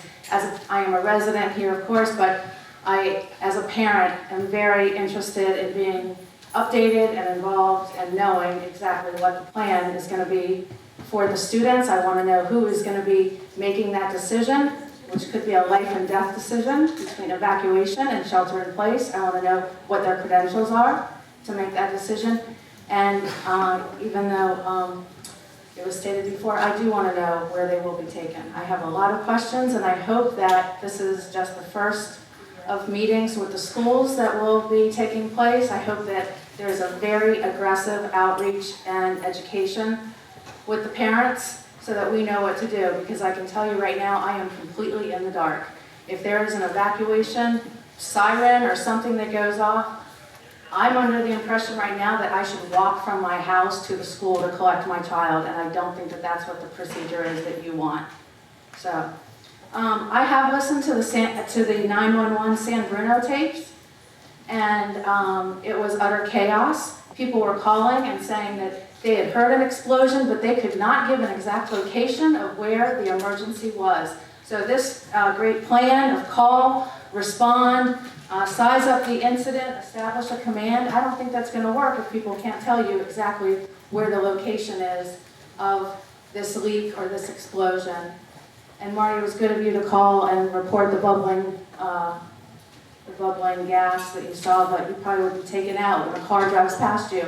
Can I address that for a second? Sure, yeah, go ahead. I understand your position, respect that.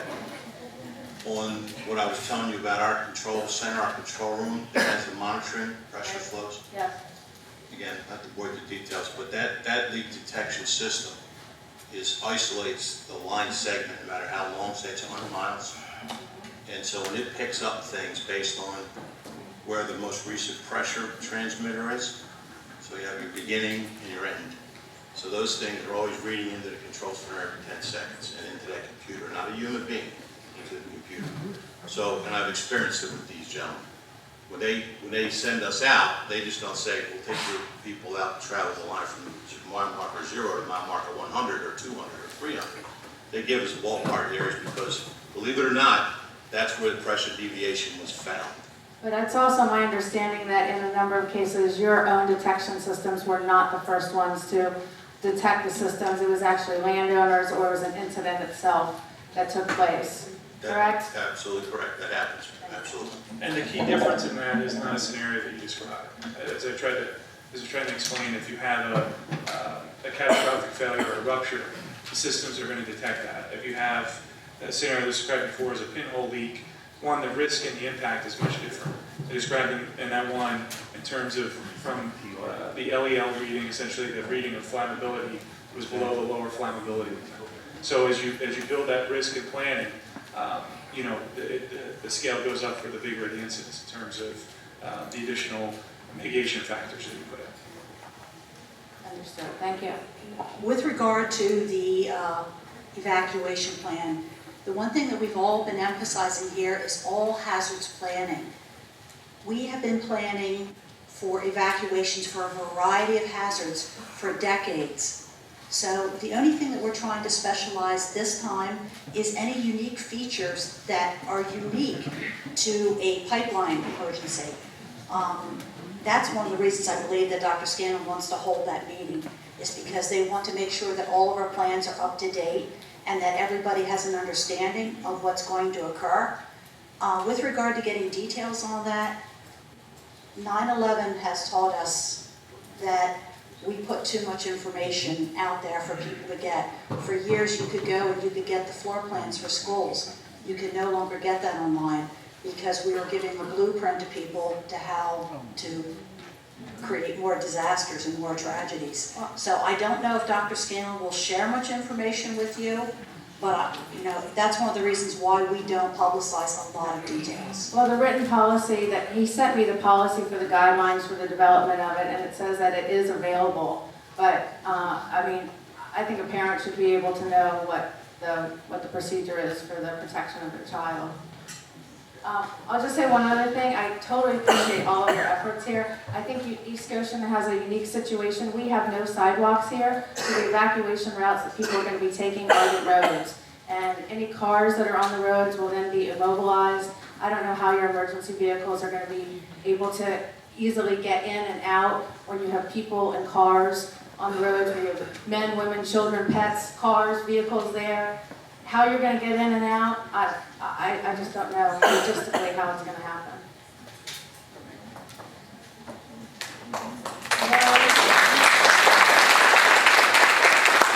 Maren Muskie, 1727 Clock Tower Drive, and I am Marty Shane's new best friend. Hi, Marty. Okay, I have a question for the gentleman from Sunoco. You stated that the pipeline monitoring will be done by computer, therefore it's automated, and valves will automatically shut down if it senses different temperature and pressure levels? Okay, so if that's the case, can it be, can you have a manual override? Can it be hacked? And if it's automatically going to regulate that, why did it fail to pick up the leak out in Morgantown, and instead that leak was found by a resident? So a couple pieces to it. One that addresses and gets into detail in terms of our system and information.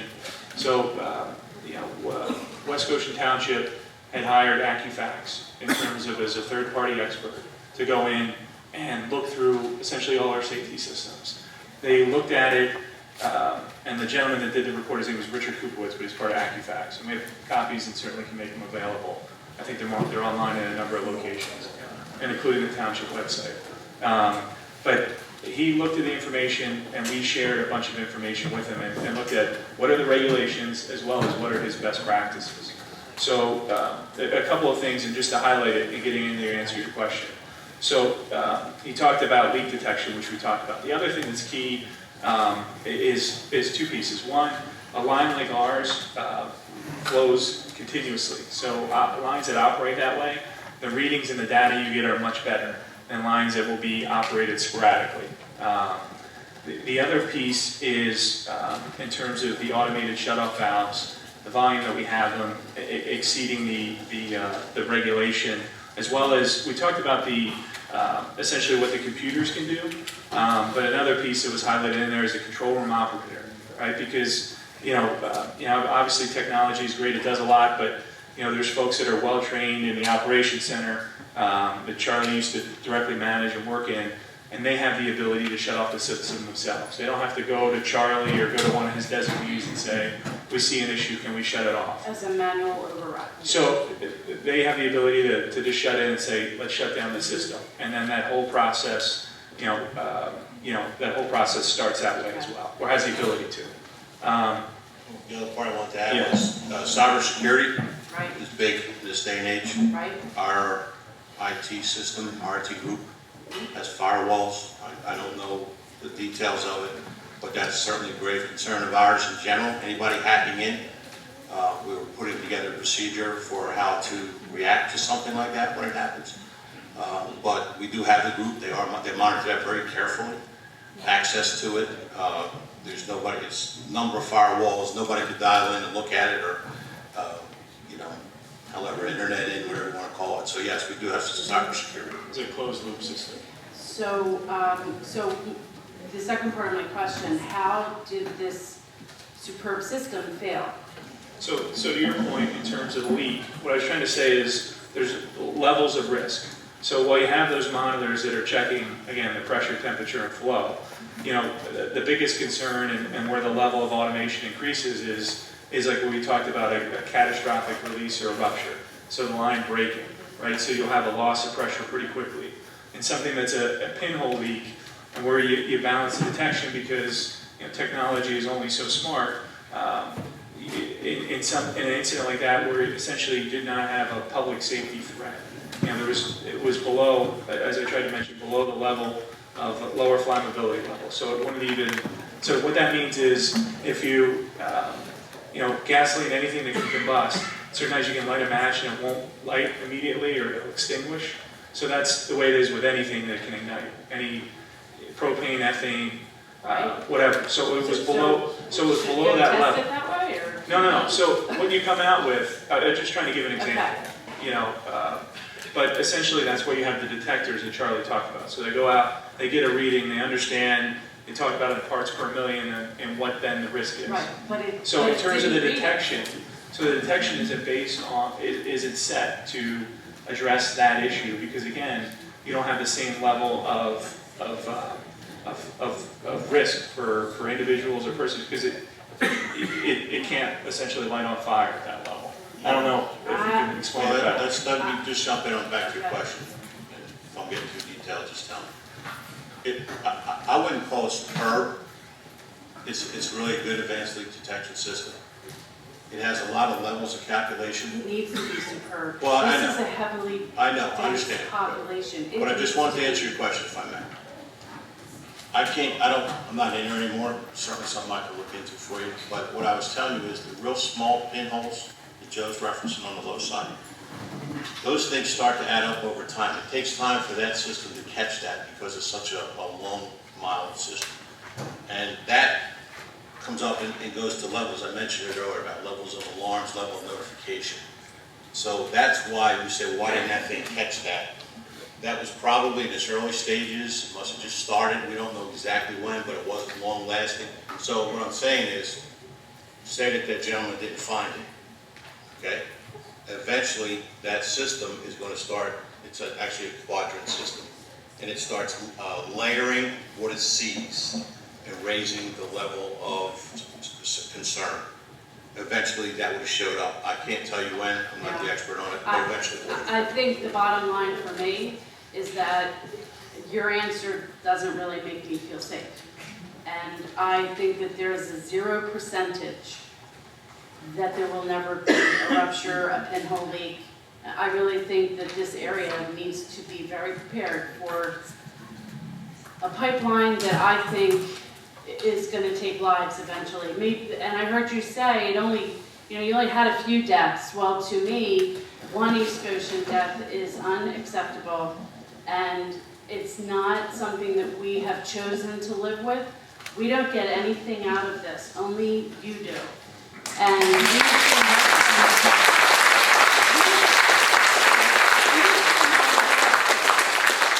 you guys represent a company that's a corporate entity that uses our natural resources. And I understand you have to speak for Sunoco, but all these other people up front have had to deal with all of these people going forward. And I don't feel safe. I don't think that it's going to be a positive experience, and we all have to be prepared. And I'm disappointed. Shame on Sunoco. I think it's corporate greed.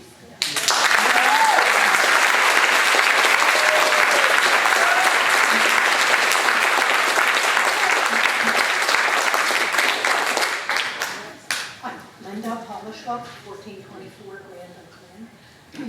What's not being addressed is that there is no authority given to any agency by the federal or state government to regulate where these pipelines go. There's more concern given to wetlands than there is to people's lives and property. I went into the statutes of the PUC and the pipeline for hazardous material, and all they talk about is the construction of the pipelines and the maintenance. So, given that no one is able to say these pipelines should not go in a highly densely populated area, if they do, they should have a certain setback. That seems to be where everything originates. And I'm wondering why the supervisors have not written to the governor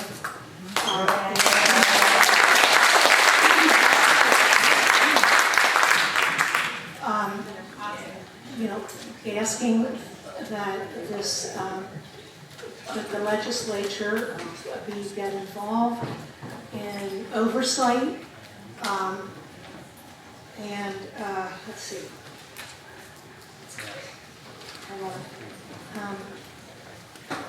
And perhaps a moratorium should be placed on further construction until a risk assessment has been conducted and it's been determined that this is not appropriate, given that Sunoco has gotten all our liquid natural gases free, no extraction costs. I don't think it's a question as to whether they could pay to have the pipelines rerouted. I don't think that's out of line. And I think it's ingenuous for you to suggest that these pipelines are just like any other ones. No, these natural liquid gases have an explosive energy 5 times what a natural gas line has. That's all.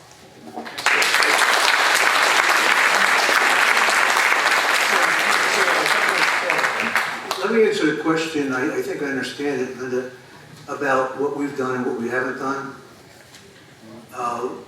I myself have contacted legislators about a couple of things. One is siting, and one is we don't have any skin in the game. Why don't we get some compensation for the disruption that's going on in East Goshen We Township? don't have any skin in it. Now- What does that mean? Now, we don't get any money or anything. We don't get anything for the disruption that we've had. Now, up in the northern part of the state, they get paid. The townships get paid out of Act 13. Now, we get some money, but it's not very much that goes to the county. Excuse me. Now, there's an association of township supervisors that's also working on the same problem. You have to understand, if the legislators don't want to change something, you and I and everybody else in this room can go marching up there and they're not going to change it. Now, the problem is that when you go up to probably 2/3 of the state, they think that the use of natural gas, the exploration of natural gas, is a wonderful thing. Now, the problem is, it's there, and where it wants to go to is down the river. So the problem is that somehow it has to get through here. Okay, Now- excuse me, it's not natural gas, it's these liquids. Yeah, well, they're a byproduct of natural gas exploration. But then it's not just methane. These combination gases are extremely dangerous, and I don't feel that the legislature has even been informed. There's been no public hearings, and the way our state government is set up, these agencies are completely unregulated by government. Well- The PUC and the Well, there was hearings before the PUC, but that's another matter. I mean, it was way back 3, 4, 5, 6 years ago. There was hearings before the PUC because they had to file a petition to do all this, and then there's all kinds of things that happened. The simple fact of the matter, it's very difficult to get legislation around pipelines changed in Harrisburg because there's so many different interests in that benefit from it, that they override the ones like us that are down here that are just the receivers of the pipelines. So we keep diligently, and I'm not talking about just myself, there's others on the board that do the same thing. We keep plugging away at this, and sooner or later we might win. We've already talked to Carolyn Commit about it. Tommy Killian's already been working on it to begin with, but it is really a tough slog. What about the governor? Pardon me? The governor? Well, the governor's About 2 weeks ago, we had, thanks to Representative Committa, who hosted a meeting right here. She hosted it with a panel that included a staffer from the governor's office.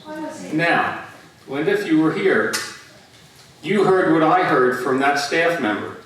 And I referred to it as Happy Time Toy Town newspaper smile and nothing much else from that individual. He came unprepared to answer questions. In addition, the PUC, which is our only opportunity for real input at the state level, they didn't have the decency to send a representative here to that meeting. In disrespect to the representative, and in disrespect to you and all of us, we have sent letters to Senator Toomey, Senator Casey, to Representative Costello. We have not had responses from any of them yet. The governor knows what's going on down here. I don't care Republican or Democrat. Couldn't care less. We all could care less. We just want things properly addressed. Now, the governor knows what's going on in the Marcellus Shale territory, and the governor knows what is going on in the transmission territory where we're the recipients. As hosts, as Marty Shane said, we get nothing. And the township got nothing and gets nothing down here for that. The intractability of the legislature in Harrisburg to cooperate, to share the wealth and the risk through wealth sharing down here so that we can properly prepare is abysmal.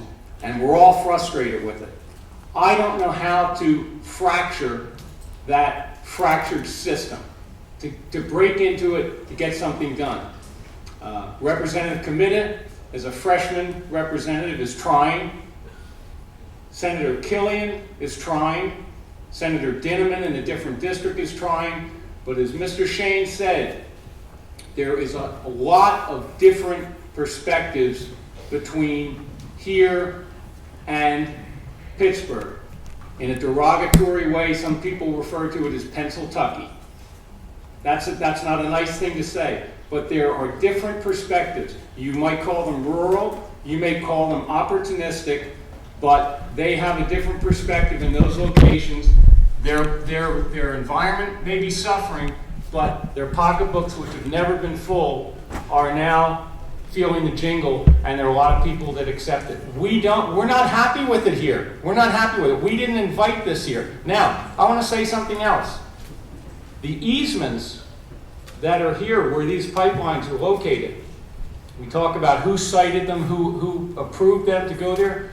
Those easements have been in place for 75, 80 years. And what needs to occur at the federal level is to examine these easements, these documents. The federal government, like a lot of governments, has one of the most onerous tools ever, and that's eminent domain. But they also, if they have that power, they have the power to go back and review these easements in the context of today's environment and land use to see whether or not they are obsolete relative to where these industrial product transmission lines are going. And we all agree they shouldn't be going here. But it's a very, very tough situation to change. And it's not going to take just a meeting here. It's not going to take 2 months. It's not going to take 2 years. It's going to take continual public input at the grassroots level, organized. The public, they all rely on a short public memory. I don't think it's going to happen in East Goshen, but I don't know where else it's going to continue. But the voice may get heard by the governor, but the governor is also working with a fractured House and Senate. It's very frustrating. Mr. Shane has put in tons of time trying to make some inroads. We're going to be interested to see, and we will publish the responses we will get. I assume that there are only going to be a letter response from Senator Toomey and Senator Casey's office as to where they stand on this, and what their interests are relative to us and what we care about. So if you sense that I'm engaged and a little animated, so are my fellow supervisors, because we're one of you. We live in houses too. I live 200 feet from a pipeline. I'm frustrated with it too. I feel impotent. I feel very much neutered by our inability at local government to have much of any say, except to be able to share with you and try and make a few calls and letters to the people where the decisions really are made. That's about all I have to say.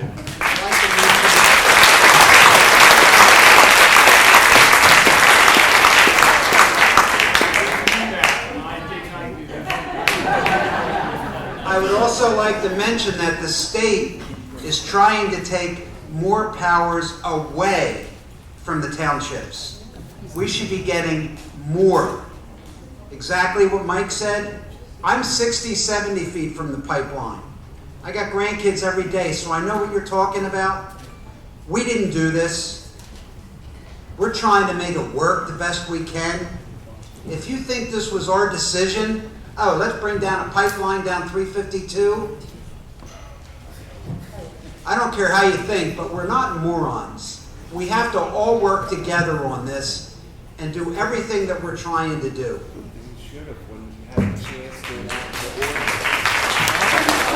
Supervisors work with other townships to get a coalition that be have more clout with the state or federal?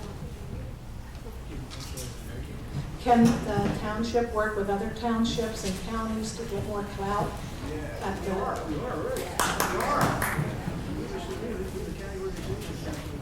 No, with other. Marty just spent 5 minutes talking about Cato, township supervisors, and in our associations that we're getting together, we're trying to do this. But it takes time. A lot of people aren't interested if it doesn't come in their front yard.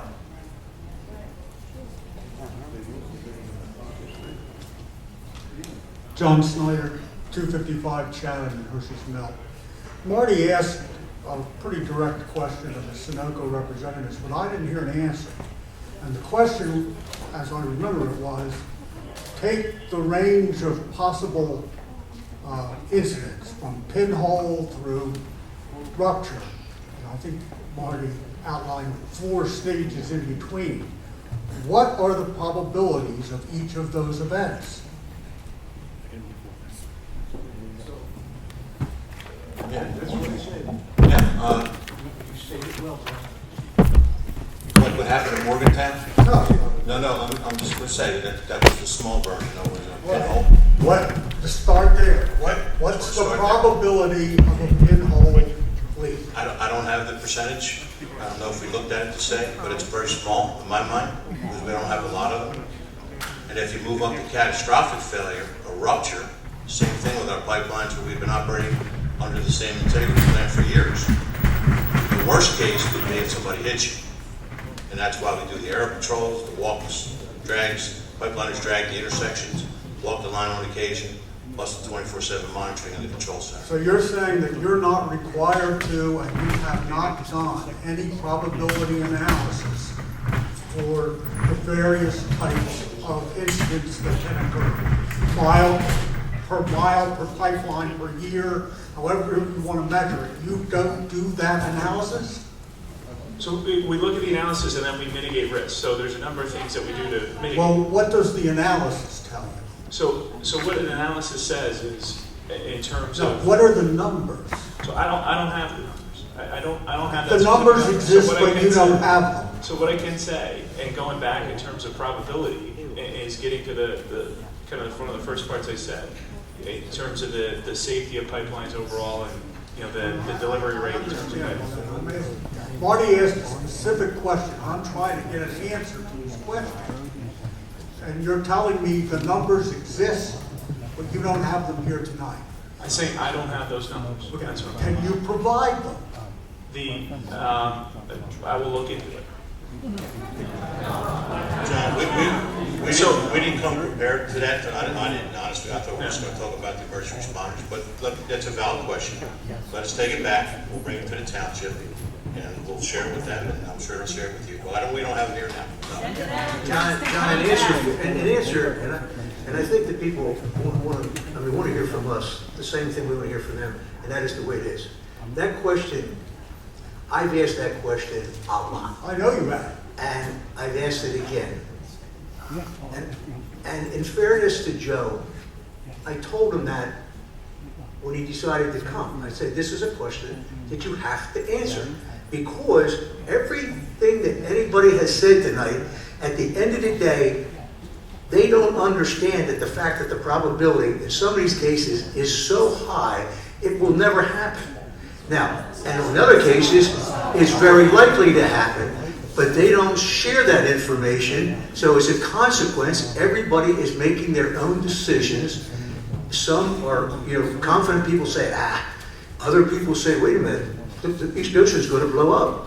So until you know what the risks are and what the consequences are, risk being probabilities or chances, it's a conversation that's impossible to have. Well, I agree with you, Marty. That's why I re-asked. I know. I appreciate you saying that, but maybe they'll get it for us. Well, let me answer in a different way because I try to answer it directly. So in terms of probabilities, in terms of different incidents, right, for fatalities and pulling numbers off.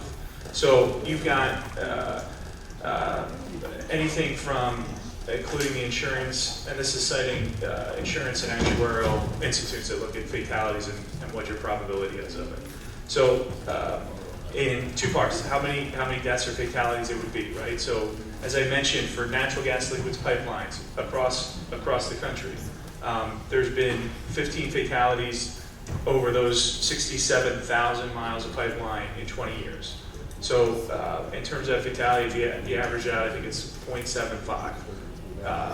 When you look at deaths in other scenarios, whether it's fire or smoke, 2,701, and this is citing 2014, poisoning, 42,000, motor vehicle, 35,000, firearms, 11,000, with probabilities of 1 in 96, 1 in 114, 1 in 370, And in terms of a pipeline, while I don't have that specific one, it's orders of magnitude higher.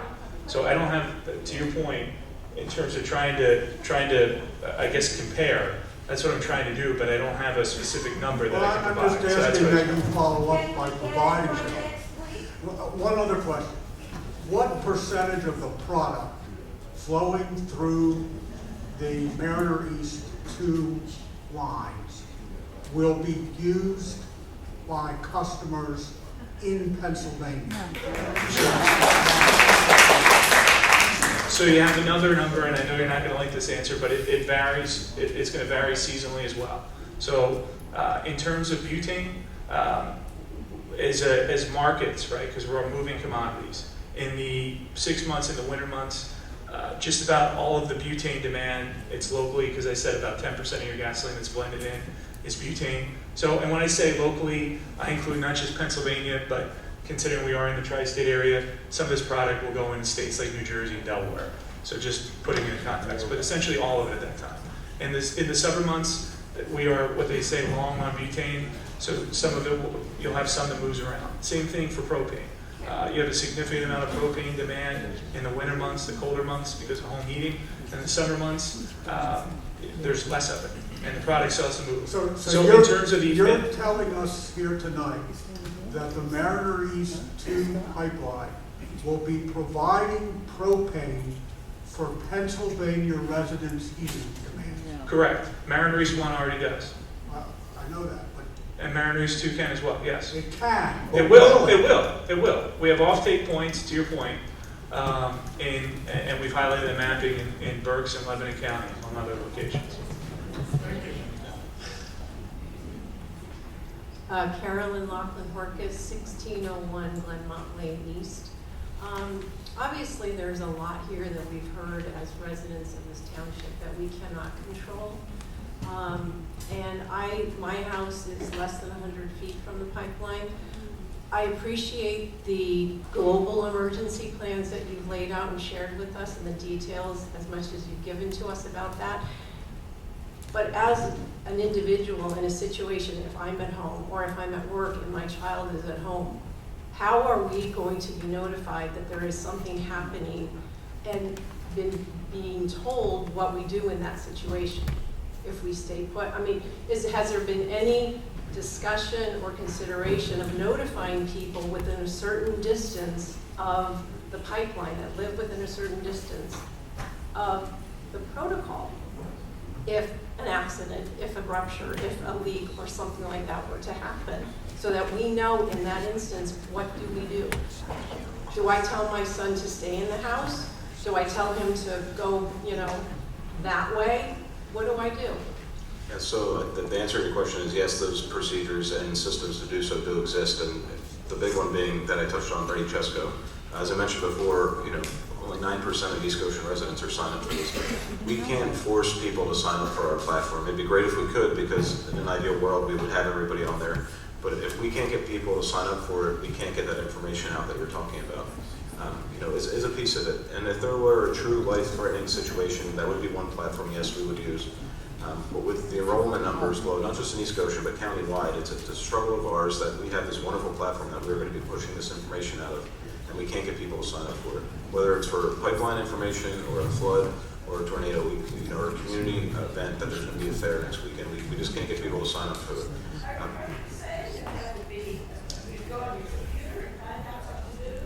No, so you would sign up to basically and register your devices, your home phone, any email that you have, and any cellular device that you may have. And then we would check that to find out what to do? No, it's going to come over. It's going to come over as a text, an email, or a phone call. It gives the alert, it doesn't give us a plan. Right, that's my point. It doesn't. Tornadoes coming, it doesn't give you the plan. It doesn't give you the plan. I mean, it's not, right, it's not saying, okay, you are this distance from what has been determined to be an incident, and this is what you should do. So there's a couple different things here. The reference in the back to the tornado warning is another big piece of what we do. Is we try to get out preparedness for, again, I know you've heard it all night, but all hazards. It's expected that you, just as you're taking the time to be prepared for a pipeline emergency, that you understand that if there's a tornado or a flood, that you have general awareness for you and your family of what to do in an emergency. We we try so hard to get that information out, and we go out and we push out and we hand out pamphlets, and the reality is nobody takes it seriously, unfortunately, until they either live through it or it's knocking on their front door. And it's something that we challenge with, but we really do try to get the messaging out. And when there is something that needs immediate action or instructions to the public, it's going to be in that message. We're not just going to tell you, hey, you know what, there's been a leak, good luck. It's not going to be that message. It's going to be detailed information that you're going to be able to act upon and make a decision for you and your family and whoever you may be responsible for. There's not some way you could put a card in everybody's mailbox and say, sign here to get on this system. We've tried. We've tried with the... Ma'am, as a supervisor in East Goshen and my other 4 board members, every meeting, one of us will say how many in the room, which are normally 3 or 4 people, are signed up for constant contact. That's just us. And now you've got the county program. It's put out in so many different revenues. The police put it out, EMS puts it out, we put it out. To send out a postcard, I have to tell you, ma'am, half of my mail, unless it says bill, like bill, I throw it away. I don't read mail anymore. If it's important, it's going to come over my text. For them to send out mail cards, half of them would be thrown away. I think this crowd tonight was largely because you publicized the fact that there was going to be this meeting. You did send out cards. We got it in our mailbox and we said, this was important. But you cannot tell me that people, if you make it attractive enough, won't say, well, I guess I should do this. I don't believe that there's been a really energetic effort to get people to sign up for this. I mean, perfectly clear this minute how to sign up for it. That's right. You refer to it in a very oblique way. If you say, do this, this, and this, I do believe that people will sign up. And as another gentleman said earlier, the township makes a great effort to send notifications of variances and meetings about things and stuff like that. I would specifically like to suggest to you, to people who are, not that no life is, every single life here is important, of course, but people that are within a very close range of this pipeline and at much greater risk than somebody who's, 5 miles away from it, be notified by mail that information will be forthcoming as to signing up for this. I wasn't aware of it, and that's partially my fault, but I will sign up for that. But to make the people that are in the most dangerous areas aware of an emergency plan that they can utilize as a citizen in their home, not somebody in a school or in Wellington or something like that where you have an established, well-organized plan, but somebody my son may be in the basement and he may not have his cell phone with him. I may not be able to reach him. How does he know what to do? If we have that information, then we can provide that and he can be aware of it. And I think that, I would like to suggest that consideration be made by the township, that the people that are in the closest range of this pipeline be given more information about protecting themselves and their families. And I will just touch on real quick that there are other platforms that I hinted at earlier that allow us to mass notify in extreme situations such as an evacuation that you don't enroll for, that basically would take over if you ever got an Amber Alert on your cell phone. Newer technology allows us to basically target an area and notify cell phones. And also through the reverse 911, if you have a registered landline, whether you sign up for this or not, we have you in a system that we can reverse call you on. And to your point, ma'am, there are cards that have instructions on how to sign up for Ready Cheska. In the back of the room. No, they're gone. They're gone. They're gone? Yeah, okay. Sorry. So if Eric gives me 1 second here, the website is readychesco.org. It's READYCHESCO.org. I have one left for you. I'll give you, actually I got 2 more up here. I should have brought more, I do apologize, but I'll be here afterwards to get out as many as I can. So. Thank you. If I could just add one other thing. I know we're here to talk about pipelines, and a number of people have mentioned weather events and notifications. Just to show you some of the innovative approaches Chester County has been using for a number of years. The National Weather Service from Mount Holly, New Jersey can see Chester County predict events. Unfortunately, they can see Chester County at 11,000 feet. So a number of years ago, we planted more than a dozen weather stations in Chester County that immediately can feed to the 911 center as well as to the National Weather Service, so we have the detailed information we need. So there's a lot of systems in place. You'd be amazed the amount of systems they put in place to help protect the public in Chester County.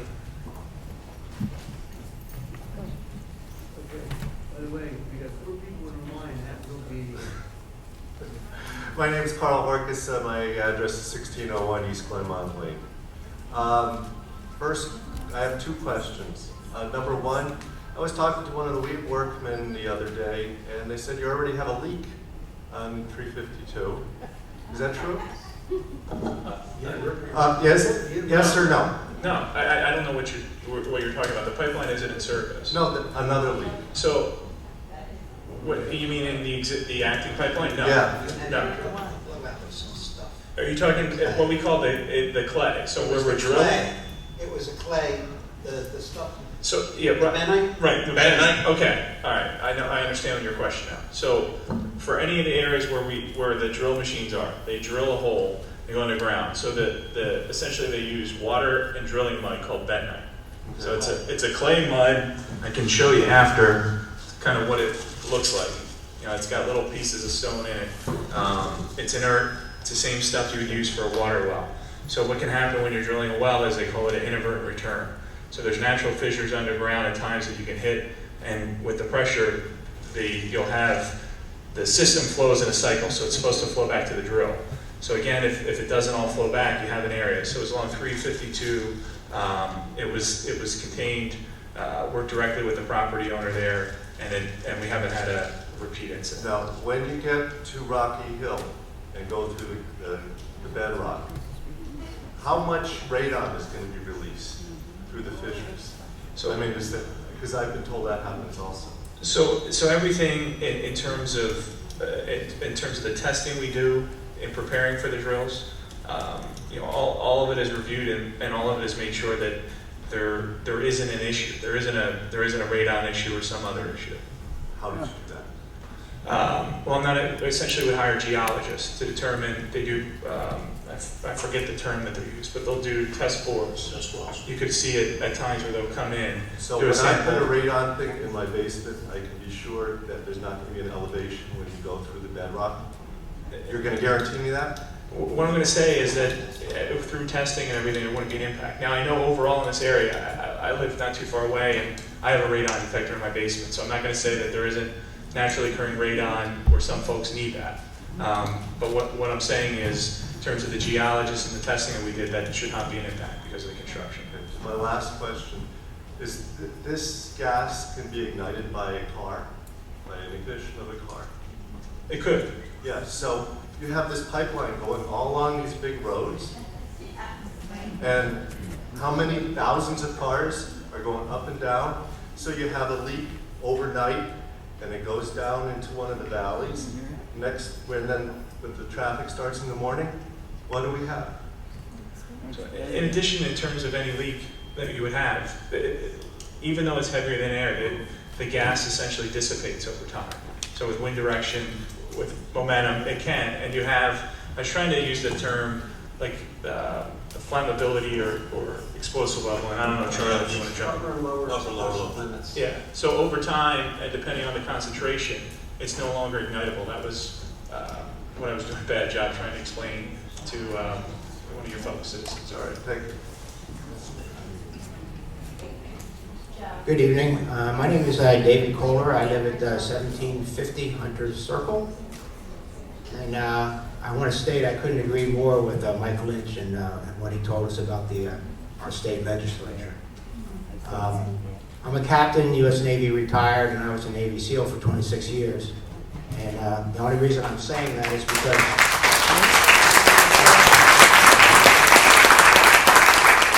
thank you, but that's not the reason why I mentioned that. I grew up in a culture where it's very important to do prudent, preventive planning to mitigate risk, because we go in harm's way lots of times to defend our nation. And I think it's very important that we do prudent preventive planning for this situation that we're in right now. I personally think we've all been naive in getting to the situation that we are in now and having it occur the way it has occurred. But here we are, we're in this situation. We have to do whatever we can to make things as better as we can make them.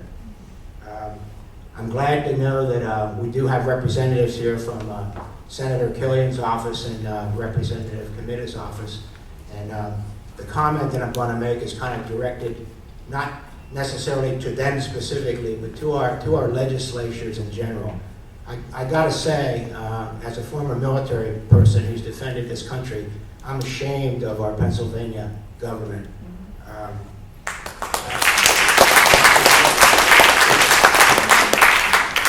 We supposedly have the second highest paid legislators in the nation, and I don't understand what they're doing for the public good as regards the oil and gas extractors that are in our state.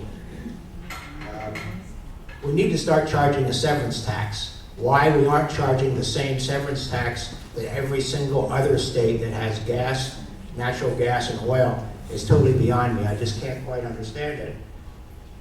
And by not doing so, we've kind of allowed Pennsylvania to be treated like a third world country by the oil and gas extractors. We're basically going to be exploited for personal profit and a corporation, and us as the public aren't really gaining a thing from it. Basically, I lost the power, I can talk loud. Basically, to allow this to happen by our legislation, by our legislators is irresponsible, in my opinion. If we did charge a severance tax, it would be immoral and it would be a legal state income that we could use to pay for better training and better equipment for our emergency responders, which they've already stated that they could always use. We could use it to pay for our infrastructure and our roads, and we can use it to pay for our public transportation. But we don't do it, and I don't know why we don't. I think that it's a responsibility of all of us to demand that our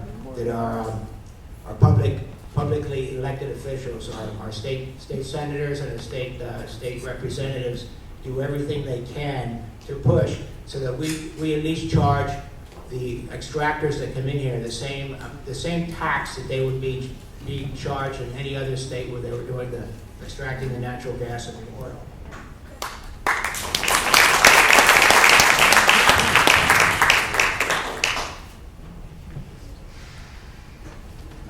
It's the right thing to do, and to allow the oil and gas extractors, whether it's Sunoco or whether it's somebody else, to profit personally through exploiting the natural resources of our state and us not getting anything for it, and them not being held responsible to pay in advance for potential problems that might be caused or emergencies that might be caused, is just totally irresponsible. I'll just leave it with that. I think it's incumbent upon all of us to constantly let our legislators know what our feelings are and the fact that they need to do the right thing, they need to step up, and they need to at least, we're not punishing the oil companies, we're just charging them the same fee that every other state, and probably a lot of the drillers that have come in to Pennsylvania have come from those states. So we're creating jobs for people from other states. We need to charge an adequate severance tax for the inconvenience and the exploitation that we're going through. Thank you.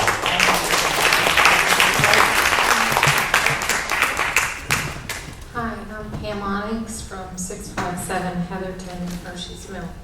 My first comment is from my husband, who's a retired Naval commander.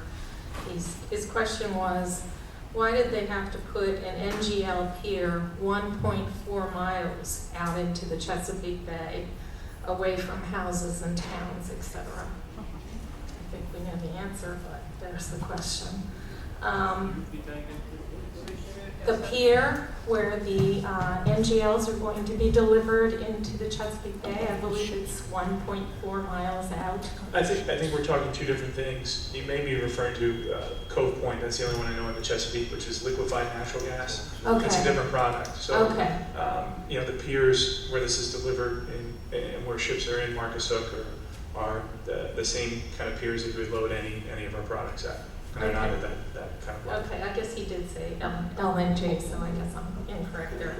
My other question is, are there any devices available that can measure leaks above ground that could be purchased or used to detect leaks beyond the detection process that's already in place? By the consumer, right? By the property owner.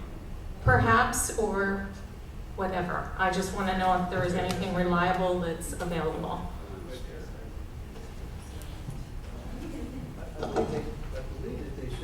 I'm just trying to prime the pump here, but I believe that they said they have leak detectors. If you put them out there, they would tell you if there's a leak or not. Now, there's not going to be somebody that walks up and down the street all day long, determining whether there's a leak or not. But yes, there are leak detectors that would show whether you had a leak or not have a leak. Well, it might be worth then of us as community members to get more information. Did you have a follow-up to that? Like, okay, if there is one, what do you recommend that we do with it? I would just like to first have the information, and then perhaps as community, we would want to get some of those or have them provided. Yeah. Well, yes, I know, I agree, but I was kind of.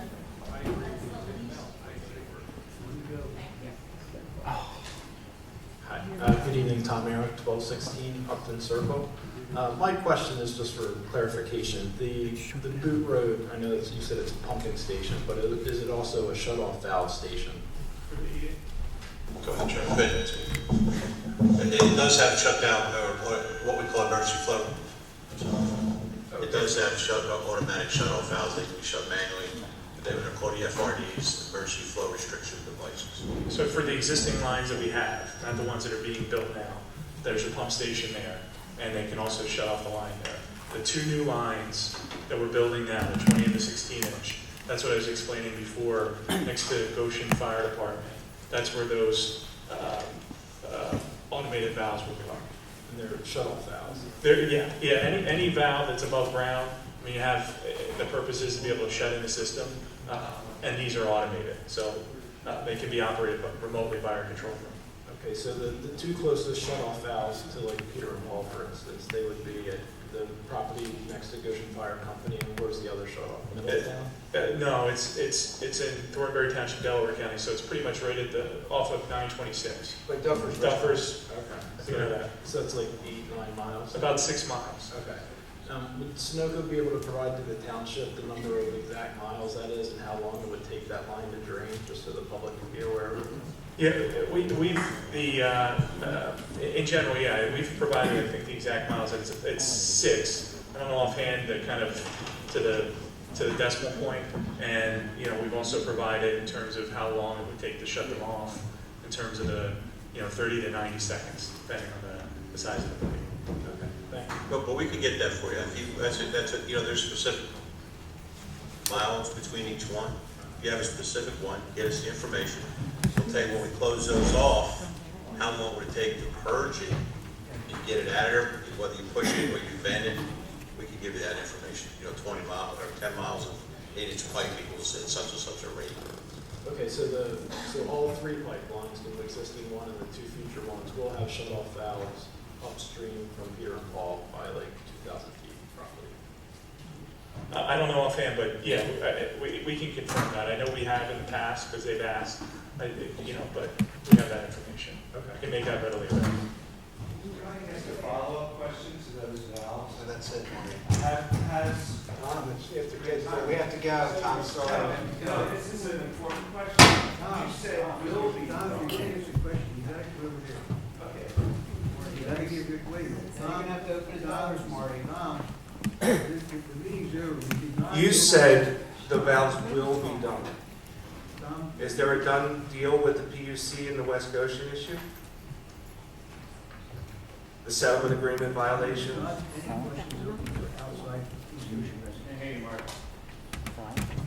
I'm asking Mr. Regan a question. You can ask investors if they want to stay. No, this is important for everyone in the room. It's important to you, but I said, we have to leave it. So, and in terms of addressing it, I can address it. So, we have property that we've purchased, and, we have the right to build the valves at that site. No, you don't. I think, Tom, you've litigated and had questions in terms of this point. We agree to disagree. The settlement I can't get into agreement specifically forbids. It doesn't, Tom. No, it does. And No, that's your opinion. It's And being litigated. West And there's a- Goshen, the PUC, the settlement agreement terminology. So was a deal cut, yes or no? To allow those valves to go in? Tom, based on the settlement agreement, our position is that the valves can go there. No, I know. And your it's a legal position. question. So that's the But you're only saying answer I can will. give you, Tom. You're saying will. Yes. Will is a definite. Definites are set in stone. But there's an ongoing thing with the West Goshen Township and the PUC matter and the violation of the Tom, this is a settlement. legal matter for West Goshen and Sunoco. It is not involved in any way, shape, or form. Sure it does. It is not. It absolutely does, Marty. It does not. It's a legal matter between West Goshen and... Because the people here are asking if there's going to be shut-off safety valves or not. There's going to be valves on all three pipelines. They're going to be automatic valves in all cases. Three are down at Duffers and three will be up near on the West Goshen property somewhere else. So that's all that's. But that violates our agreement. It's a litigation that's going on. Well, I'm just, look, they came here to answer questions. I was at home watching this at home, and I heard him say, will. So I came here to ask that question. Unfortunately, the last gentleman That's okay. asked it. If they want to stay and talk to you, fine. But I'm saying it's not relevant to East Goshen, and we have to get out of it. No, it is, because it is relevant.